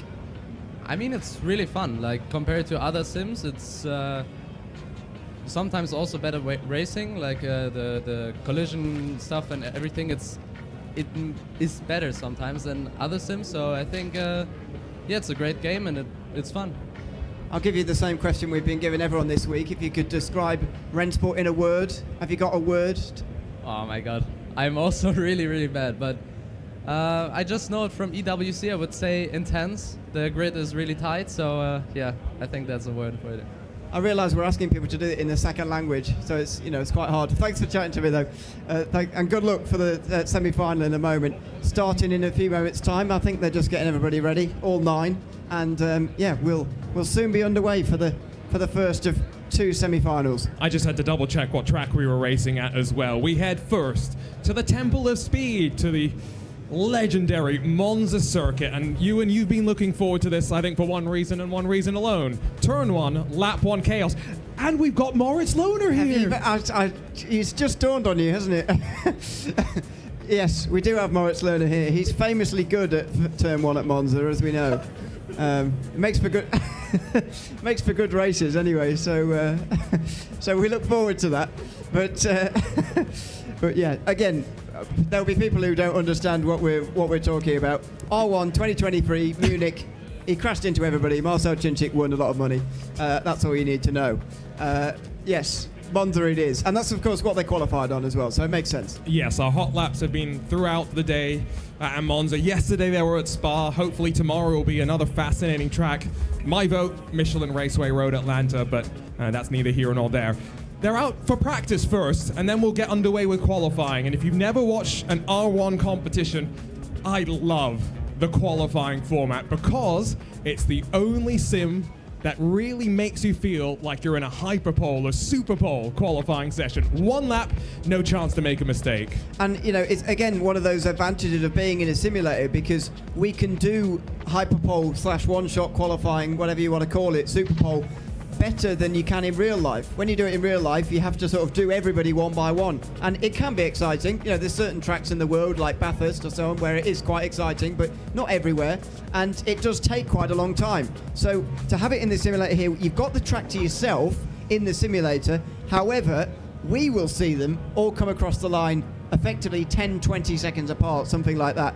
That makes it really exciting and really quick. And we're quickly into the race as well. It's it's brilliant. It's perfect. It's one of the advantages of being in the simulator. And as you say, RENNSPORT does. You can sort of create this in other sims if you want to, but RENNSPORT, it's in the sim.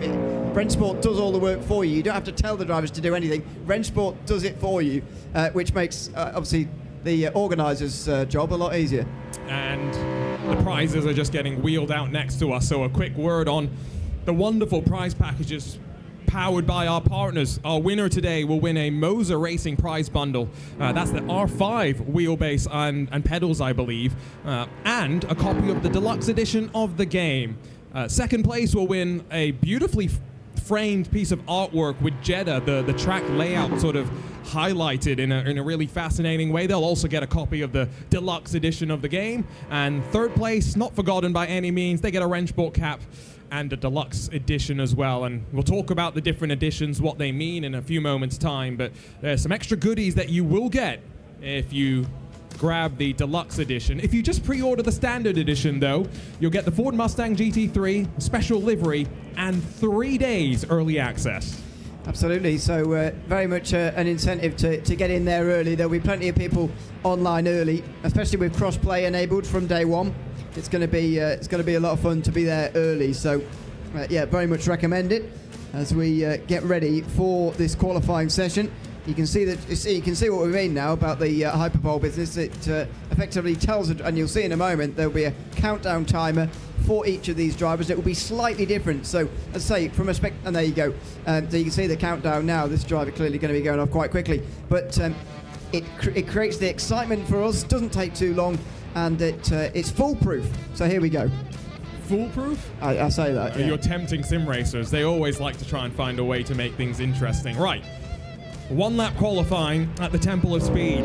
Heavy braking zones, track limits that are treacherous both from a gravel perspective. You'll lose some speed if you dig a couple of wheels into gravel, but it's also not impossible to invalidate a lap time here. And so away we go. First time will be thrown onto the board in about 1 minute and 40 seconds time, and it's a BMW that is first across the line as we race in GT3 cars here with the BOP from the Esports World Cup, all done in collaboration with the teams and drivers. All power on through the opening corner, limited traction control, and around she goes. That is not ideal at all in the qualifying. As we mentioned, it's one-shot qualifying, so you only get one opportunity, and that will mean a start at the back. However, a top 4 only will get you forward into the final, so it is certainly not over, especially given we've got turn 1 coming up. And we've got 3 drivers who are top-level sim racers at the very least, between Tobias Pfeffer, Vasilius Belitsiotis, and Moritz Lohner. Count David Sobrero in that mix as well. So I think we're going to be in for a really close battle at the front of the field. Here comes the Williams sim racing machine of Belitsiotis as he into the second chicane, gets on the brakes, the front end dive down, clatter over the curves, be aggressive on that left side of the track. Here comes Moritz Lohner, BMW for him. Through the first chicane as well, sector time is going to be apparently even with somebody. Not sure who's got the best first sector time at the moment, but Lohner pretty close. As you just listed there, we have got 4 recognised proper sim racers as far as, you know, regularly racing in the top level things goes. However, there could be a surprise. Everyone here is good. Yeah, exactly. And that's the thing about these events. The general public, the people we've not heard of, always, no, not surprises. I guess we get less surprised every time, but they are very good, even though they don't race week in, week out with these guys. So Vasilius Belitsiotis and Moritz Lerner, identical in Sector 1. Identical. Belitsiotis has got purple though, so maybe down to the 4th significant digit. There was a little bit of a difference. But let's get our first times on the board in just a moment as they sweep out of the Parabolica. Patrick Pils has got provisional pole. Tobias Pfeffer about 1.6 seconds quicker, but David Sobrero finds even more time. That's 1 more second gained. Here comes Lohner. He's battling with Belitsiotis, it would seem. 1:47.643, a flying lap time. Absolutely flying. The 4 favourites are 1, 2, 3 and 4 as we'd expected to see, but Vasilius Belitsiotis got a slowdown in the final part of the lap. That would have been through Ascari. That's where you always pick them up here at Monza, nowhere else. And so it is the 4 favourites who go 1, 2, 3, 4, but anything can happen in the race, absolutely anything. We've thrown Moritz Lohner under the bus, so I'm going to prop him up just a little bit. I still remember Gamers 8. There was a great race at Monza, and he was part of a 3-way fight for the lead of the race that ended 3 wide at the line, and he is almost 2 full seconds quicker than David Sobrero, with Belitsiotis 3rd, Tobias Pfeffer in 4th. So that's 2 of the Williams Sim Racing drivers 3rd and 4th positions. Patrick Pils, Marvin Mittman, Julian Moch, Felix Hoheisel, and then Mihai Dragan. Then 9 drivers getting ready to battle. Sorry to the German names we don't know that we're getting wrong here, and they're all Germans watching us, so that's good. That's bad for us. But you've heard what happens when someone says my name incorrectly. we're gonna yeah, let's not do that. We won't do that. But yeah, wow, yeah, unearthed a memory there. But yes, standing starts as used to be so common in R1 actually. But yeah, I quite like to see them back. Here we go. And it's such a unique factor, the fact that drop the clutch and roll away a GT3 car. This is RENNSPORT, this is SimRacing Expo, and we're 26 days away from the launch. We are ready to fight. Moritz Lohner doesn't get a great launch, and instantly pressure from David Sobrero. Wheel to wheel to the braking zone of turn 1. Lohner trying to pinch and run the middle of the track, and they fan out behind 3 abeam in the fight for what seems to be 6th position. Belitsiotis almost gets the nose chopped off by Tobias Pfeffer. Sobrero went deep, a little too deep as they slip and slide off the corner. Lohner takes the lead back. Yeah, Sobrero outbroke himself completely there, and he's going to lose the lead as a result. Tobias Pfeffer might well get through as well. Belitsiotis with a huge slide coming out of turn 2 is going to be under pressure from Marvin Mittman. Into the second chicane. Here they go. No, he'll just back out of that one. And the Porsches in the background hit him. That is going to send a mess in the background. Mittman goes around, and it's the 2 Porsches that got into him. It was Pils and Motic, I guess, who also got into contact there. And remember, top 4 advanced to our final, and so with the gap that's now built between Belitsiotis and Dragan, that's about 2.5 seconds right now. It could be a non-fight between the top 4. Finish as they are, move your way on forward, and they will re-qualify for the final, I do believe. So some pressure will build once again to Ascari. This is where Belitsiotis got his slowdown in qualifying. Stick within the confines of the track, especially on the exit here. All 4 at the front, tidy. Very tidy through the Ascari chicane. As long as they keep it tidy through there, and indeed around the rest of the lap, it should be these 4 through. But what a great prospect that is, by the way, for the final, because that's some big names to have in that final. We have got some other big names to come in the second semi-final, by the way, who will also challenge them from the other top 10, for example. The other ones in the top 10, likes of Nico Nunninghoff, Sven Gielhold, Turnloa, all drivers I've heard of and commentated on plenty of times in other simulators. So not sure how they'll be at RENNSPORT, but clearly not that bad because they've qualified inside the top 10 there. Gaps weren't that bad either. I think we could be in for a fun one. There was a bit of bump drafting assistance between the teammates, but as Dragan tries to hold on to the position here, all this really does cost them a bit of time to those up the road. There was a look at Tobias Pfeffer with the Placey and Moser rigs that were the very same ones used at the Esports World Cup slightly earlier this year, but now it's 4 seconds between 4th and 5th position, and I think we could have a fun fight for 5th at the very least here. I think we will do. It's of course the best placed position outside of those who will advance to the final as Dragan goes too deep on the brakes. Hoheisel follows and very nearly spinning up in the gravel in the background. Julian Moshe will get through into 6th position. So the BMW drops down, but it's important to fight for 5th position, because what if something happens to those front 4?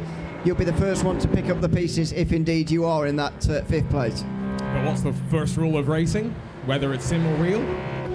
Don't hit your teammate. And there's 3 teammates running 2nd through 4th position, so you'd hope they're not going to make any bit of contact.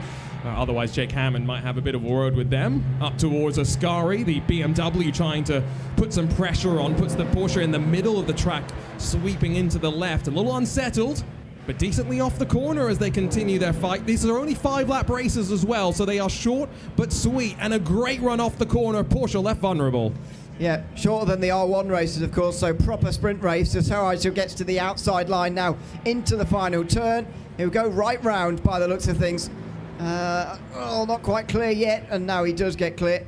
Up into 6th position. So a nice pass. Don't often see people get round the outside there. And I heard a cheer from the crowd, so clearly someone supporting their driver here as they continue their fight.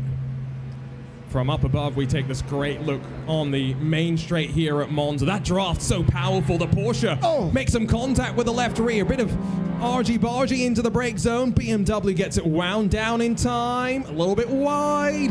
Oh, very good stuff, though, to hold on to the spot, even with that bit of contact. Yeah, very good. It's getting your braking points right around here is just so difficult. We've seen, Sobrero, who's up there in 2nd at the moment, get it wrong into turn 1 on lap number 1. Thankfully, it didn't matter.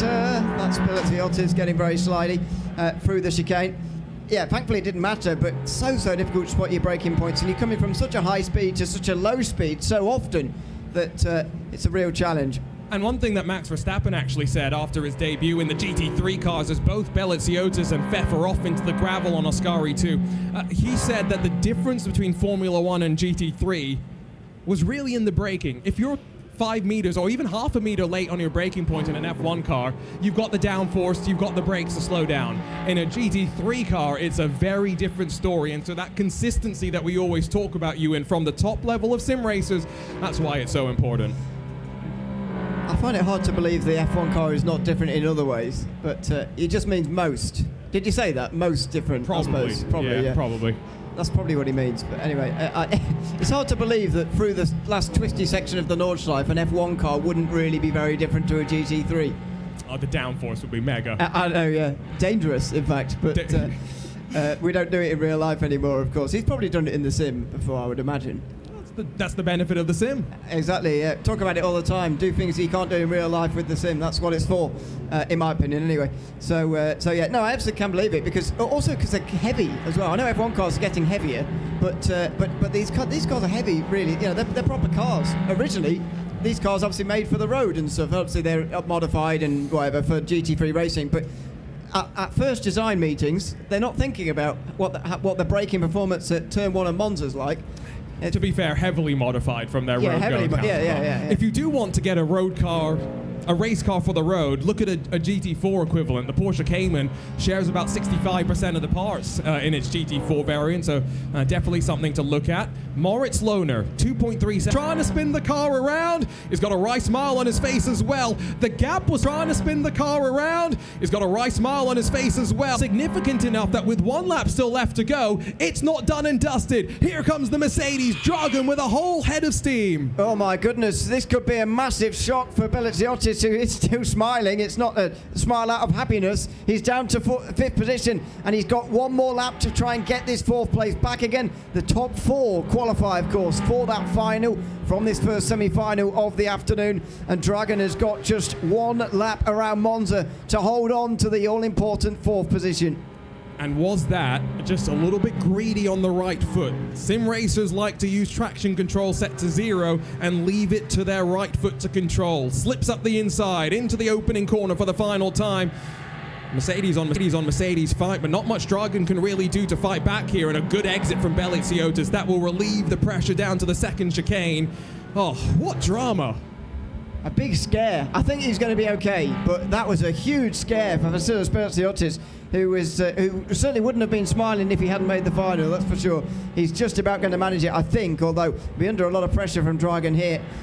who again has kept pace very nicely. Oh, no! He slides again, and here comes Dragon on the way to the 2 Lesmos. This could get very close. Oh, this is very, very feisty, and with already a couple of mistakes at Ascari, is that the point where Dragon can pounce? This is the exit to really focus on. Lesmo 2, sweep your way through, slightly cambered on the inside. Oh, Dragon's the one out of shape in the gravel and into the Armco. And straight through for Hoysel, who will get to 5th place. If somebody goes off in front of him, then he'll be into the final. But Dragon just pushing so hard to try and get into that final. Pelliciotis in the end, though, looks like he'll survive. I can hear another noise in the background, by the way, which is they are doing some tire changes on a Mercedes GT3 car that's just across the way from us. But up front, no distractions from Moritz Lohner. No notice, no worries. He wins semi-final 1 here on Super Saturday at SimRacing Expo. At the RENNSPORT booth, it's Maus, it's Lohner on top. And very well done to Moritz Lohner. Victory here in semi-final number 1. It should be the other Williams drivers who make their way through as well, as Lohner goes for some donuts at the end. He will now have to hang around and compete in the final. Won that fairly comfortably as well, so dear me, Pelliciotis. He'll be wondering what the other semi-finals like, or indeed whether he'll be challenged a bit more by these other guys who will be in the final with him. And so confirmation, Lohner your winner, but also with the fastest lap, David Sobrero, Tobias Pfeffer, Vasilius Pelliciotis. It's a trio of Williams Sim Racing drivers that advance. Well, unfortunately, we say goodbye to the rest, but it was great to have them here. And again, the gaps between the field, I think, show just how competitive it really was in that time attack qualifier. Yeah, absolutely. It was pretty close across the board for all of the drivers who've made it.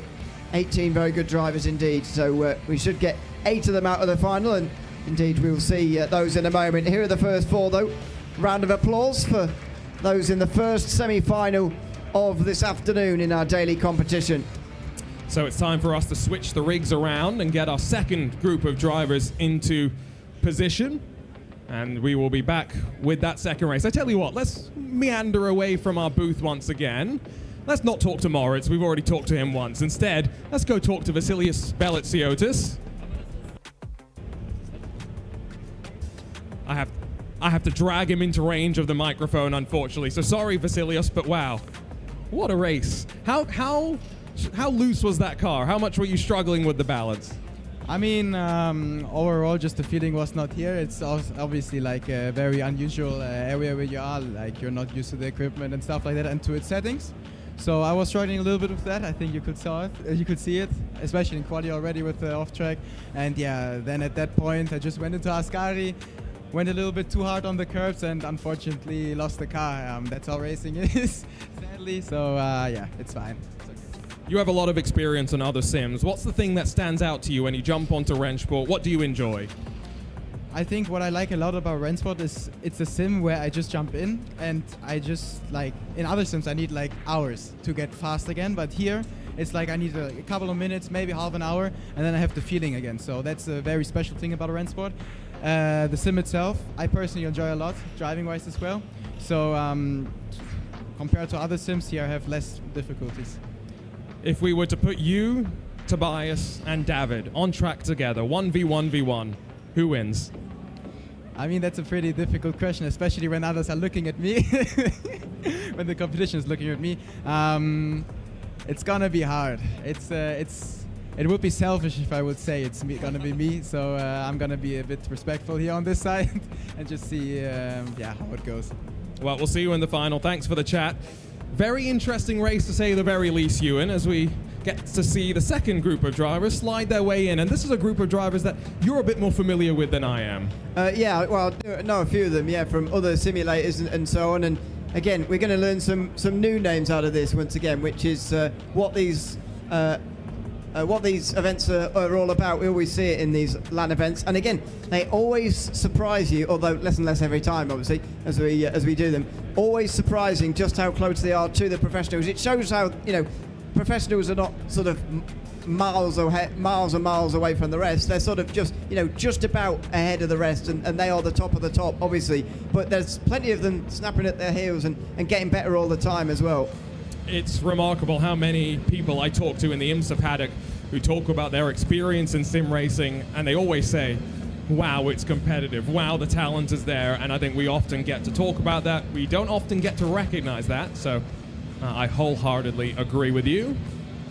That was an interesting race, though, and obviously our second semi-final will be at Monza as well. I wonder if these drivers were watching and learning, and this was something we talked about with our creators.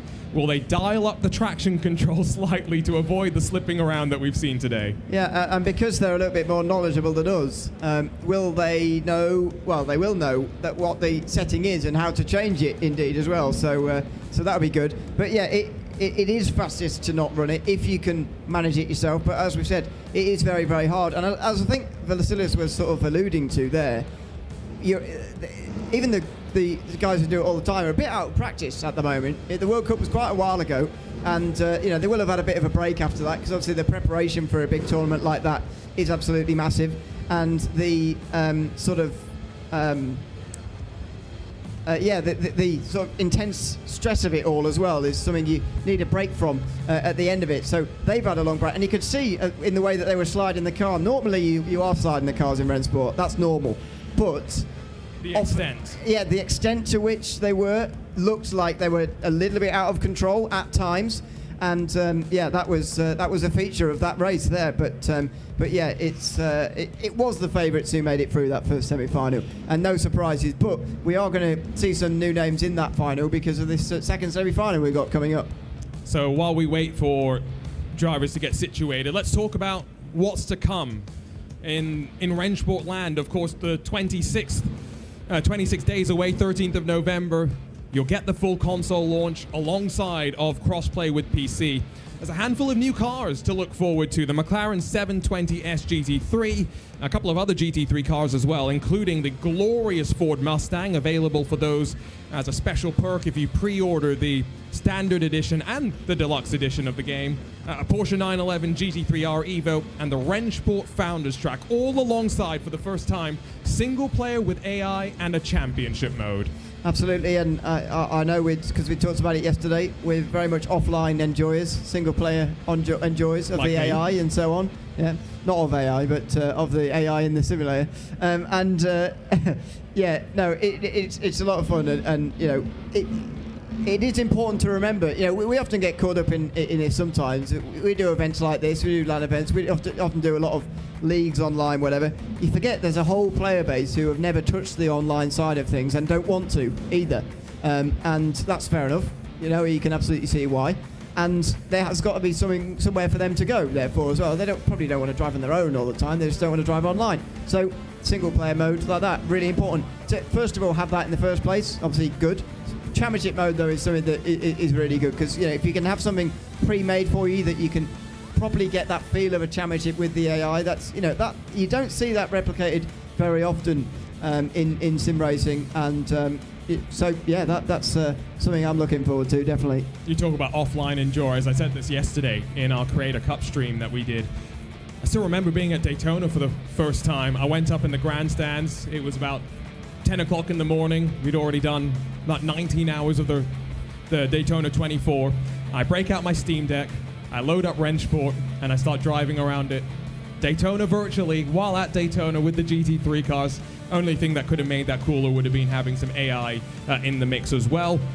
One of the cool things about our booth here at the SimRacing Expo is we've got a race car. We have a classic Alpha 155 DTM machine that won 3 races, this particular car, in its history. And this car scanned coming to the game as part of the Touring Classics Part 1 DLC. That includes not just the Alpha, but the Mercedes AMG 190E, the BMW M3 E30, as well as a second Mercedes, the C-Class V6 DTM, alongside the classic layout of the Hockenheimring. That DLC pack available for you if you pre-order, or rather if you buy, the deluxe edition of the game. Were you on Wikipedia then in the break, looking at the different races that car has been in before or something? Can you remember what they were, the 3 races? No? I haven't got a clue. I mean, I wouldn't even been able to tell you that it was 3, so you got further than me. Only reason I know there's 3 is there's a sign on the side, a little placard. Oh, is that? Oh, right, okay. Haven't been paying much attention, have you? I've often been on this. I've just realised that it's on the other side, though, isn't it? Yes. I don't often stand outside this booth because I'm meant to be in it. So so I don't spend much time stood outside of it like I'm a spectator when I'm just allowed in. So no, I hadn't been reading that, but yeah, it's a really cool car, and we're a big fan of the classics being introduced as DLCs into RENNSPORT as well. So that'll be a lot of fun. Along with that pack, of course, the old Hockenheim, which is a personal favourite of mine. It's the Hockenheim I grew up with, just about, and I'm just about old enough, thanks. And yeah, it's great to have that in sim racing, since we can no longer in real life blast off into the trees after turn one instead of the hairpin that we have now with the modern Hockenheim. It's not the only blast into the trees that you'll be able to do coming up. The first of the DLC packs before the Touring Classics Part 1 gets released will be the Endurance Classics Part 1, so expect more potentially in the future.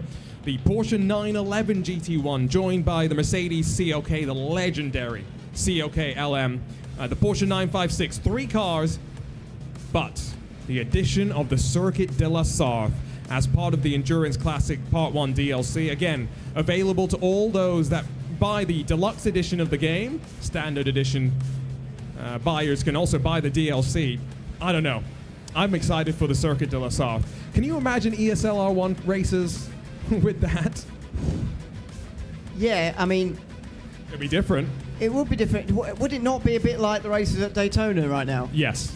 Very, very close until the very end. Actually, it was a defining race on. It was the most exciting race on day 2, I want to say, when we eliminated one team out of the 6, which was quite an exciting day. I think Vasilios actually won that race in the end. Or maybe it was quite close. But anyway, there was a crash in the final bus stop chicane, and about 5 of them came to the line together. It was quite mad, and it was the defining race, I would say, on the final day as well, because Darren McCormack, I think, had won the first 3 races, or he'd certainly been up towards the front in a lot of them, and then unfortunately had an incident through the bus stop chicane, and that was sort of the end of that. Redline went on to win. I saw Morris Lohner in a rig again, by the way. I can see one of the staff in the rig as well. He's with us, isn't he? Yeah. Oh, that's Kim. Yeah. Sorry, I don't know names. Sorry. Yeah, you confused me for that. That's Kim, our creative director, who sat in one of our rigs. Had a good chat with him yesterday as well, as we get closer and closer. It does look like they're going to be at Spa, based on what I'm seeing over the shoulder, rather than a Monza. I'm impressed you can tell. I know my track maps. I can't see a track map, so your eyes are quite good as well. But well, maybe I can if I've looked the right way. If you look in the right place. Yeah, maybe. Well, you and I are a fan of the classic game of take a picture of a racetrack and try and figure out where it is. I would wager that we're quite good at it as well, I think. So John Heindorf asked me this question when we were at Petit Le Mans. He showed me a picture and said, Arjuna, where is this? And then within 10 seconds, I was like, Shanghai. Right. I was right. And I have never been so chuffed. Especially when John said, that's a good one. I was like, yes, let's go. Yeah. It's not a particularly well-known circuit, is it, I suppose? Outside of the F1 circles. The weird thing is sometimes you can get hints. For example, if it's a picture during a race weekend, you'll look at the advertising on the side, you'll look at the crowds, you'll try and figure out who they're supporting. He gave me a picture with none of that. It was an empty track, and that's when it gets more difficult. Yeah. But for some reason, I'm all right at grasping these kind of things. I don't know why. I just spend too long looking at racetracks, I suppose, which is one of the reasons why. It is my job, but still, it's a good job, isn't it? It's not bad. I'm not complaining, but it does also make you weirdly good at these nerdy things like that. So yeah, I enjoy that. Although I'm not. Oh yeah, you are right. That is a Spa track map there. So yeah, well done. We're only a couple of minutes from getting away, but I'm going to see if I can steal a chat with one more person very quickly as we wait. Tom, can I steal you? Yeah. Sorry, Tom. He was deep in conversation with Morris, but I'm stealing you for a chat. Obviously, we are close to the RENNSPORT launch. You were part of our creator competition yesterday. One word to describe RENNSPORT. It was a challenge because I was a really bad driver. So for me, I was spinning around a lot at the back, but it was really good fun. So, yeah, challenging is the word. Crossplay. We've been talking a lot about this, and I think it's so important, right? The fact that someone with a controller can jump on, compare themselves to a Darren McCormack who started on a controller on another platform, but now races at the top level of sim racing, right? What do you see at Traction in terms of the development of sim racing and people getting into the sport from the more casual sense? Any game or sim that comes to console is hugely important because not everybody can afford a high-end PC, not everybody can afford the monitor or has the space. So if you're able to play on a controller, on a PlayStation or an Xbox, and then that allows you to compete against people on a PC, you might then step up later on the line. You might also be a younger audience. So anything, including RENNSPORT, coming to those devices and working well online is a massive thing for sim racing. Huge. Obviously, long road to get here, but there's so many different features that have caught people's attention. What's the one thing that catches your eye that people should try out on the 13th of November? Well, I hate to repeat myself, but it's just the fact that it's coming to a PlayStation 5. They're selling 80 million of those consoles, and this seems to be affordably priced, available physically or digitally. So there'll be people going into shops at the holiday season, and they'll be able to pick up, hopefully, we'll have to see, a decent racing simulation. Thanks, Tom. Sorry for distracting you and Morris there. So you're much taller in real life. It's not bad, is it? It's a good vantage point. Yes, I'm jealous. Thank you, Tom. Sorry for that distraction, but I figured just before we got underway, Ewan, it would be good to grab a chat with someone who was very happy yesterday. I know he may not have had the performance he wanted, but one of the storylines in the Creator Cup race yesterday was what have we come up with a name for it? The Traction Overtake Cup? Well, I thought we were going to see them again today, but they're very busy. I was chatting to them earlier, actually, about just the appointments they've got. I mean, Tom said it to me earlier that he's recorded 3 podcasts today, and that's why his voice sounds like that. I was going to say, he doesn't normally sound like that. For people who've not met him before, he's lost his voice a little bit, but and he says he's got 3 more tomorrow. So very, very busy. If you're walking around the Sim Expo, you probably he's just running off as well. He's probably late for something. He's. Yeah, and of course John as well, and everybody there, very much busy going around everybody. You've probably seen them chatting to people about various things. Obviously, in on all the tech stuff that I don't understand, but also the game stuff as well. Good to get a sort of view from their point of view, because they're sort of I guess neutral is the right word, isn't it? Just neutrals standing back, looking at this all, and think, what is this like for sim racing? Really, I think, rather than anything else. They're not particularly. But sometimes people get a bit tribal about their games or whatever. They're the opposite of that. There's what is this game and how is it going to be for sim racing? I think so far the reception is a positive one, in the sense of what it was just mentioning there. Lots more people are on console than PC, and we sometimes forget that. And yep. But that's what this announcement excitingly is going to bring in 26 days' time. And he was not wrong when he said 80 million something PlayStation 5s have been sold. So. Yeah, you just think about that. A kid walks into a game store with their parents. He sees the cover art and he goes, I want that. How many people do you think have powerful enough PCs with a steering wheel in the world to do this? It's got to be a fraction of that, hasn't it? Oh, with a steering wheel, yeah. Because that's part of it, isn't it? You can obviously play on the controller if you want to, but if you want a simulation on PC, you're going to go the whole way, aren't you? So PC, but even just a PC powerful enough on its own, can be very, very expensive. And in comparison, it's a more affordable option to get a PS5 or an Xbox. So, great that it's been opened up for so many people by this. There's a very loud race car that's being revved near us. We're not quite sure who, what, but it sounds pretty interesting. But we are underway with practice. You can see the steering wheels at work, provided to us by our excellent partners at Moser and Playseat.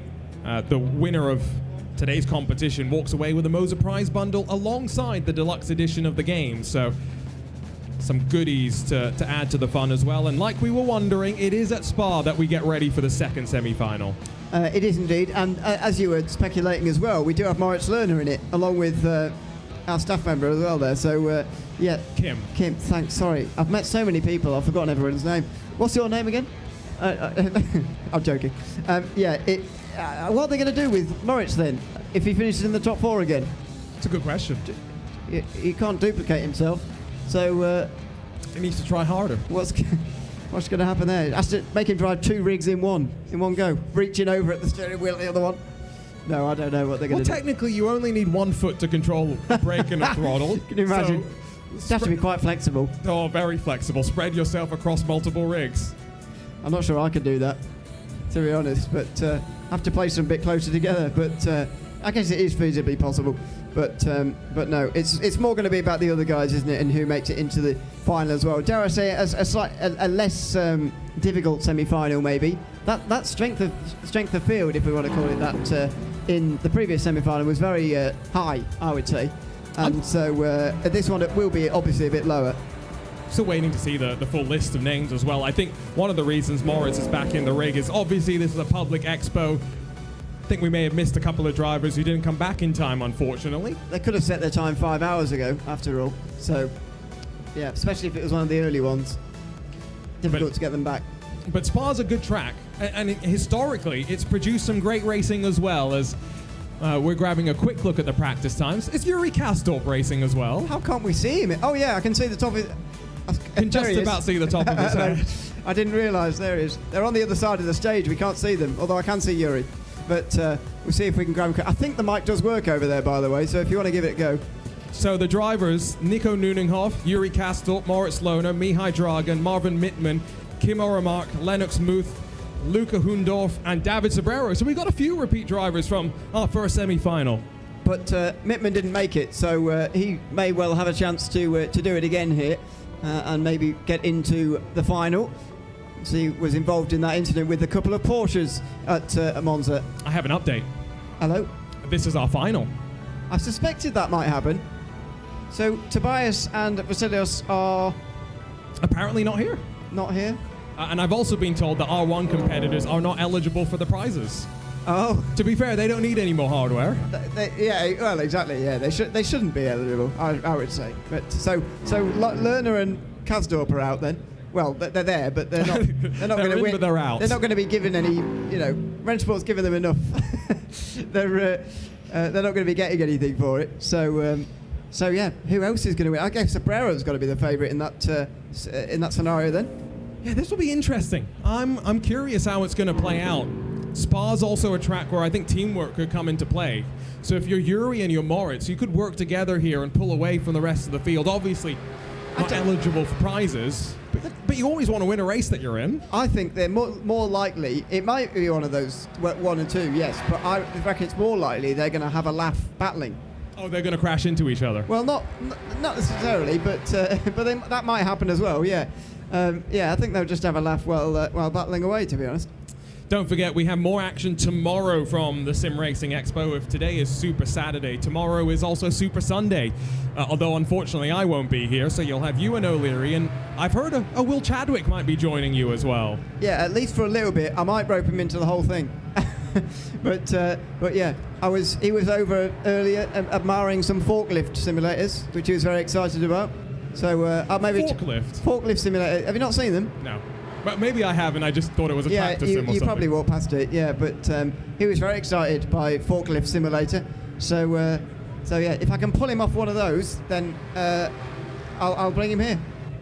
Should be a good time. Hopefully get a chat with some of the representatives around the world of RENNSPORT as well. That includes ESL R1 competitors, but also the developers as well. Could be interesting to get a catch up with Moritz, or rather Marco or Morris, not Moritz. That one slipped me up. But on that train, if you are a fan of RENNSPORT, you no doubt have watched Radio Check, the development update that they often do. They'll be filming one from the SimRacing Expo, and hopefully some new news will be released. Stuff that you and I don't know yet, fortunately, so we can't spill any secrets.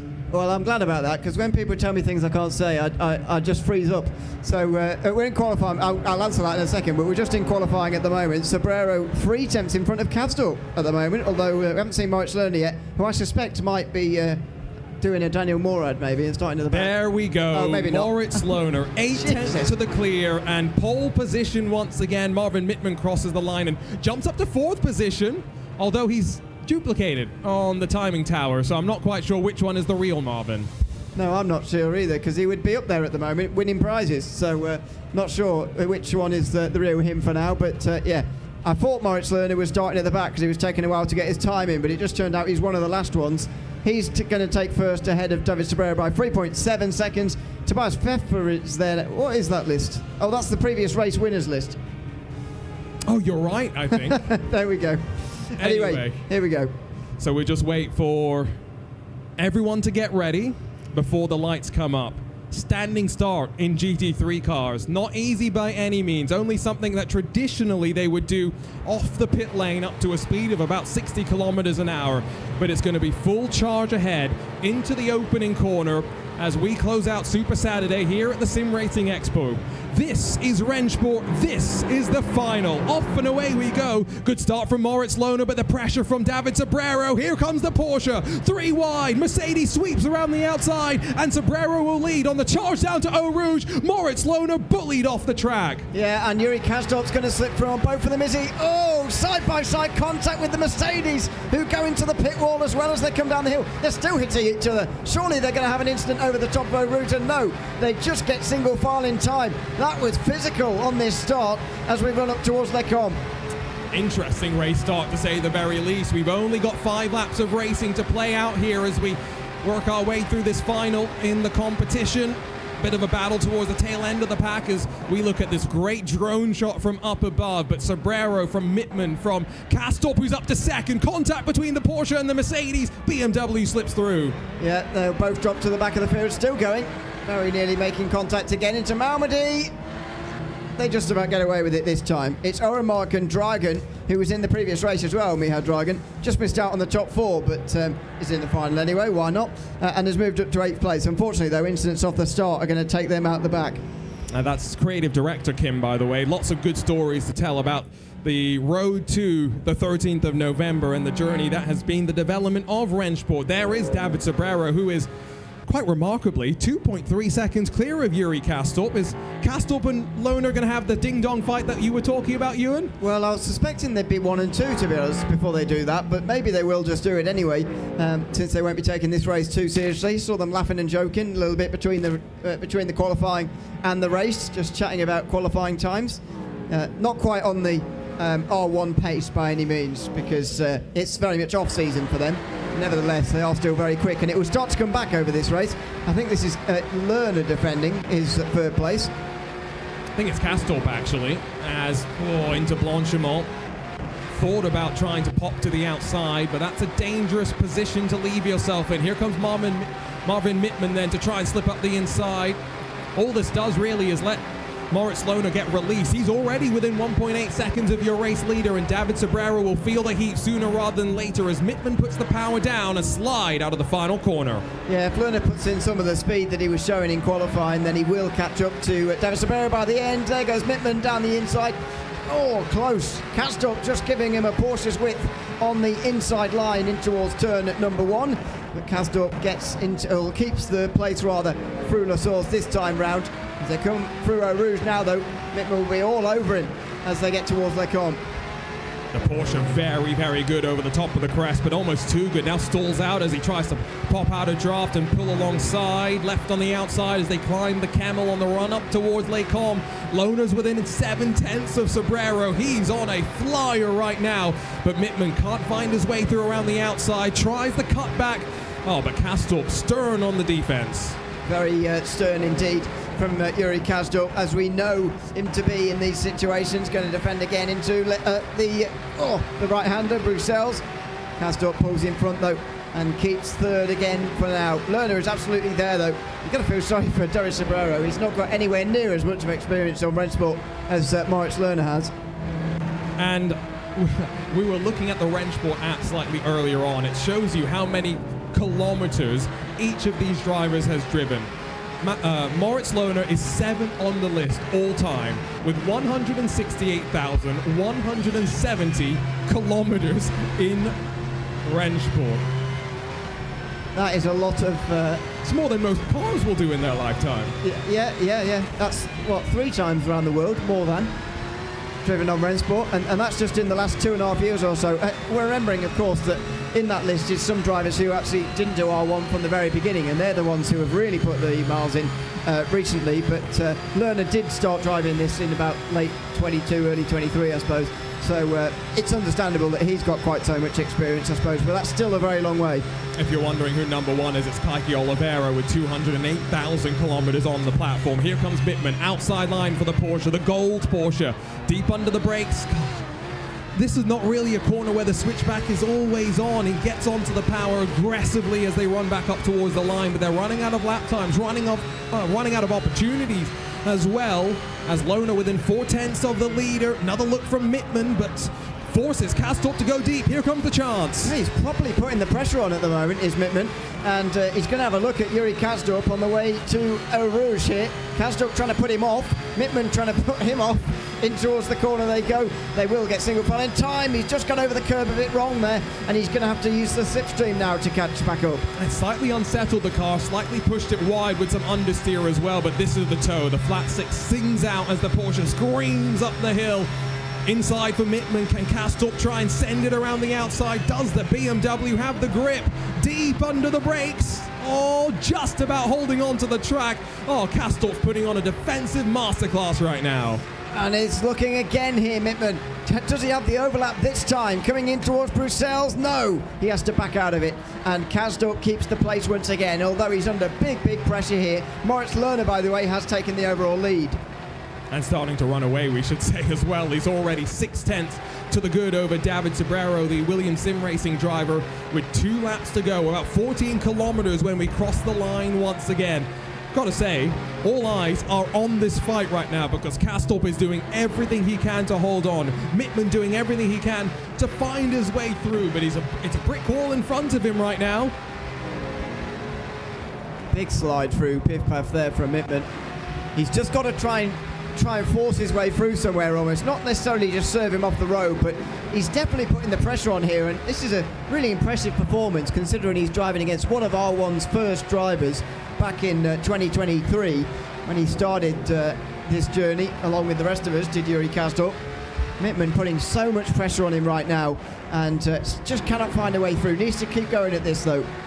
Kastorp did step away from R1 though, if I remember right. I don't think so. He's only got 100,000 kilometers. Doesn't practice. Oh, you're in trouble after this one. I know. You don't want to be in trouble with him. Look from Mittman around the outside through the final corner. That's a racing line that only in 2020 would have been approved when track limits were optional at the final corner, but crucially on the inside into La Source. Early on the brakes though, BMW sends it around the outside, squares up the exit, tries to get onto the power, but that's third position finally locked up. Well, is Kastorp just going to come straight back though, because the Camel Straight is coming up, and surely he's going to be going for this move once again here. Up over the top of the hill they go. Through Radion. It's almost on top of him as they get over the crest there. And here he goes onto the Camel Straight. Surely he'll be back to third shortly. Did you see the bobble on the grass as they crept through the right? Lots of speed around the outside for Yuri Kastorp, but Mittman trying to hold on in the Porsche. The BMW just so strong at the top of the track and on the brakes into Les Combes. It's Kastorp back to third. As expected, really. So Mittman has got to do that kind of move at that point. Oh, and the circuit, he's very nearly spun him out there. Very nearly as they came out of Malmedy. Now he's trying the outside into Bruxelles. Can he get the inside for No Name by staying there? He can't. Kastorp pulls in front of him again. This is getting very tricky for Mittman at the moment. What a fight, though. Two drivers showing respect for each other, Ewan, and what sim racing should all be about. Look to the inside and through Pouon. Not quite there. Way too fast of a corner. There's not enough of a braking zone. You can't head down the inside of that corner normally. As they get towards the chicane now, again, you can't find your way down the inside here. It's either going to have to be bus stop chicane last lap or Camel Straight last lap. What's happened to Moritz Lohner? Oh, what has happened to him at the Piff Path? He spun off to the outside somewhere. That was his BMW, stationary in the gravel. Well, as he recovers and rejoins, David Sobrero back in the lead of this race with a lap and a bit left to go. Very nicely done from Sobrero. He just kept at it, even though he was being outdriven, or at least outpaced by Moritz Lerner. He managed to keep them back, and he's not got overexcited. He's just retaken the lead when he had the opportunity as they come into the final chicane. And Sobrero started, if I am thinking through the timeline correctly, with the Williams Sim Racing Academy. And so he stepped up now, representing Williams on the stage here at RENNSPORT and doing very well, better than Bellezzi-Otis and Pfeffer.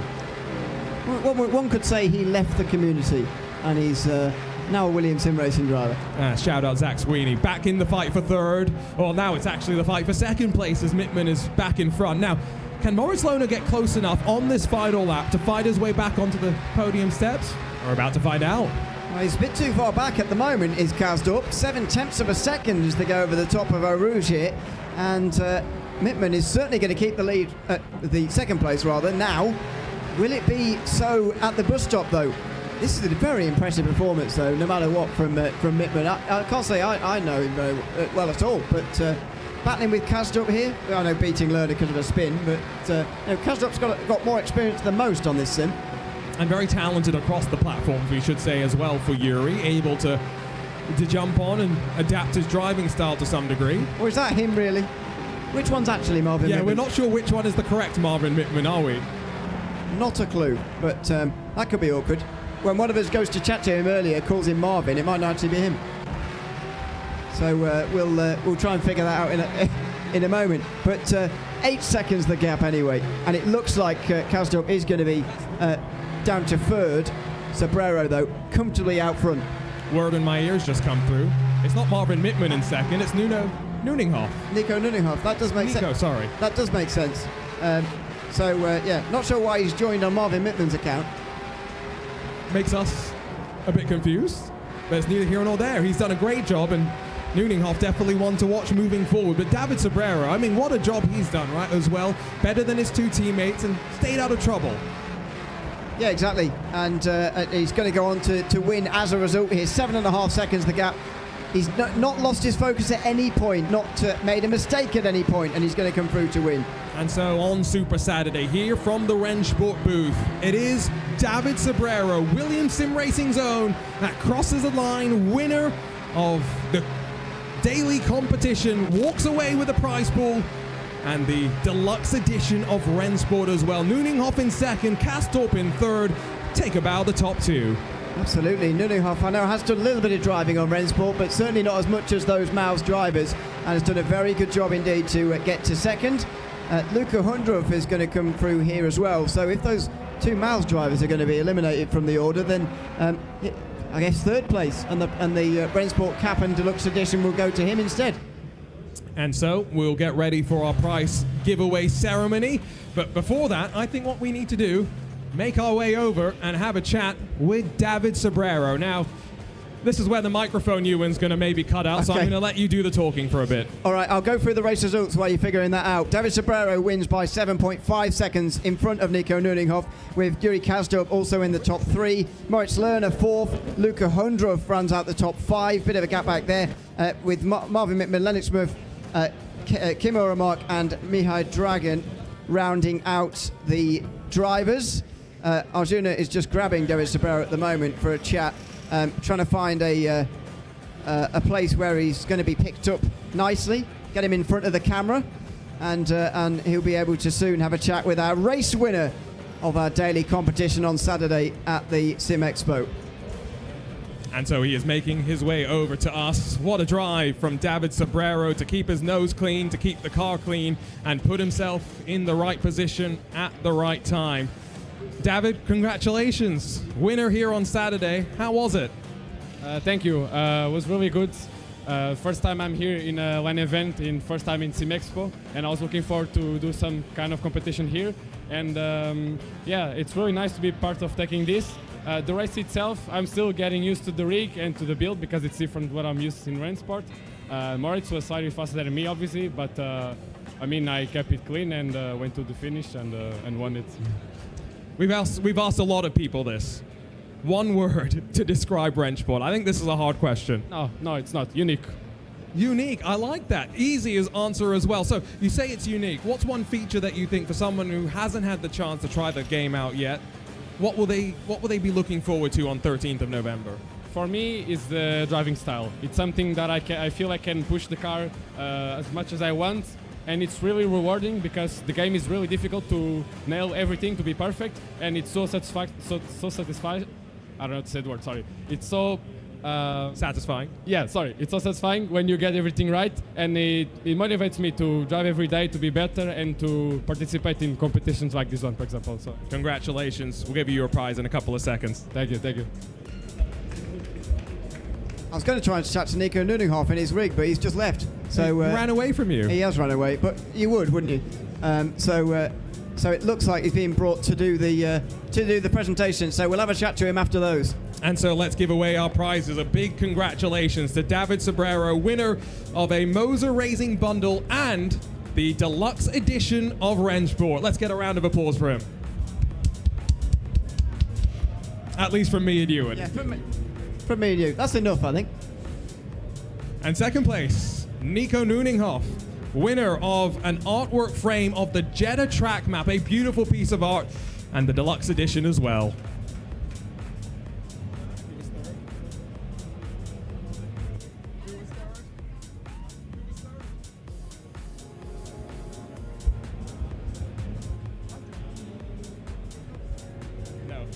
And last but not least, let's hand out our third place prize, a RENNSPORT cap and the deluxe edition of the game.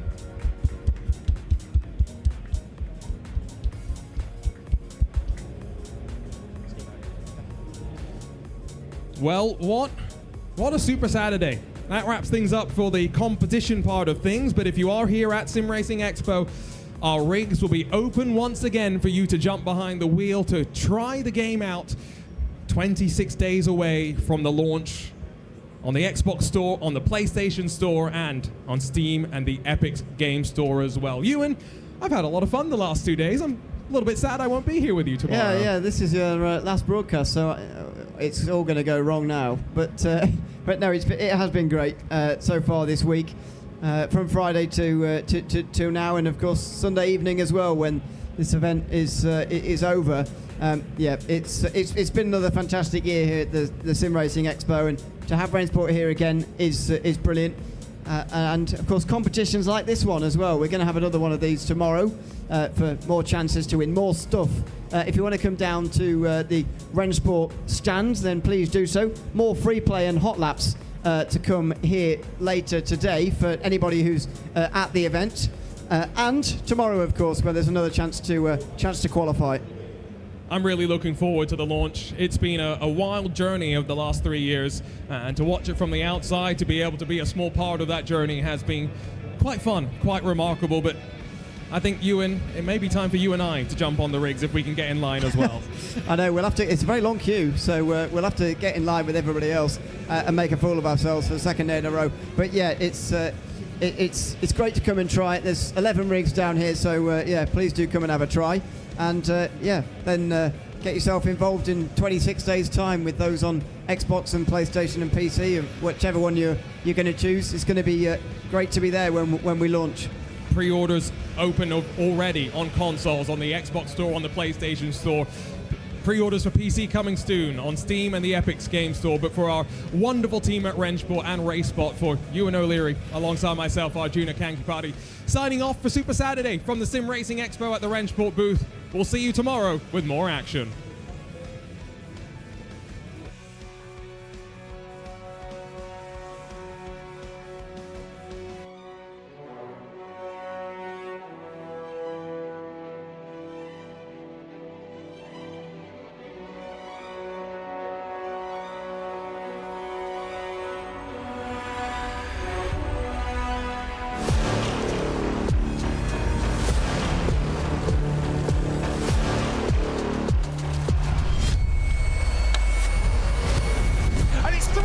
Off the corner, toe to toe, these two juggernauts of R1 are now meeting again. He's going to try and go for the lead here on the outside line. That is absolutely unbelievable. This is fantastic battling. There's squeezing, there's bumping, there's banging, there's bruising. Next stop for them, Riyadh. Next stop, the Esports World Cup.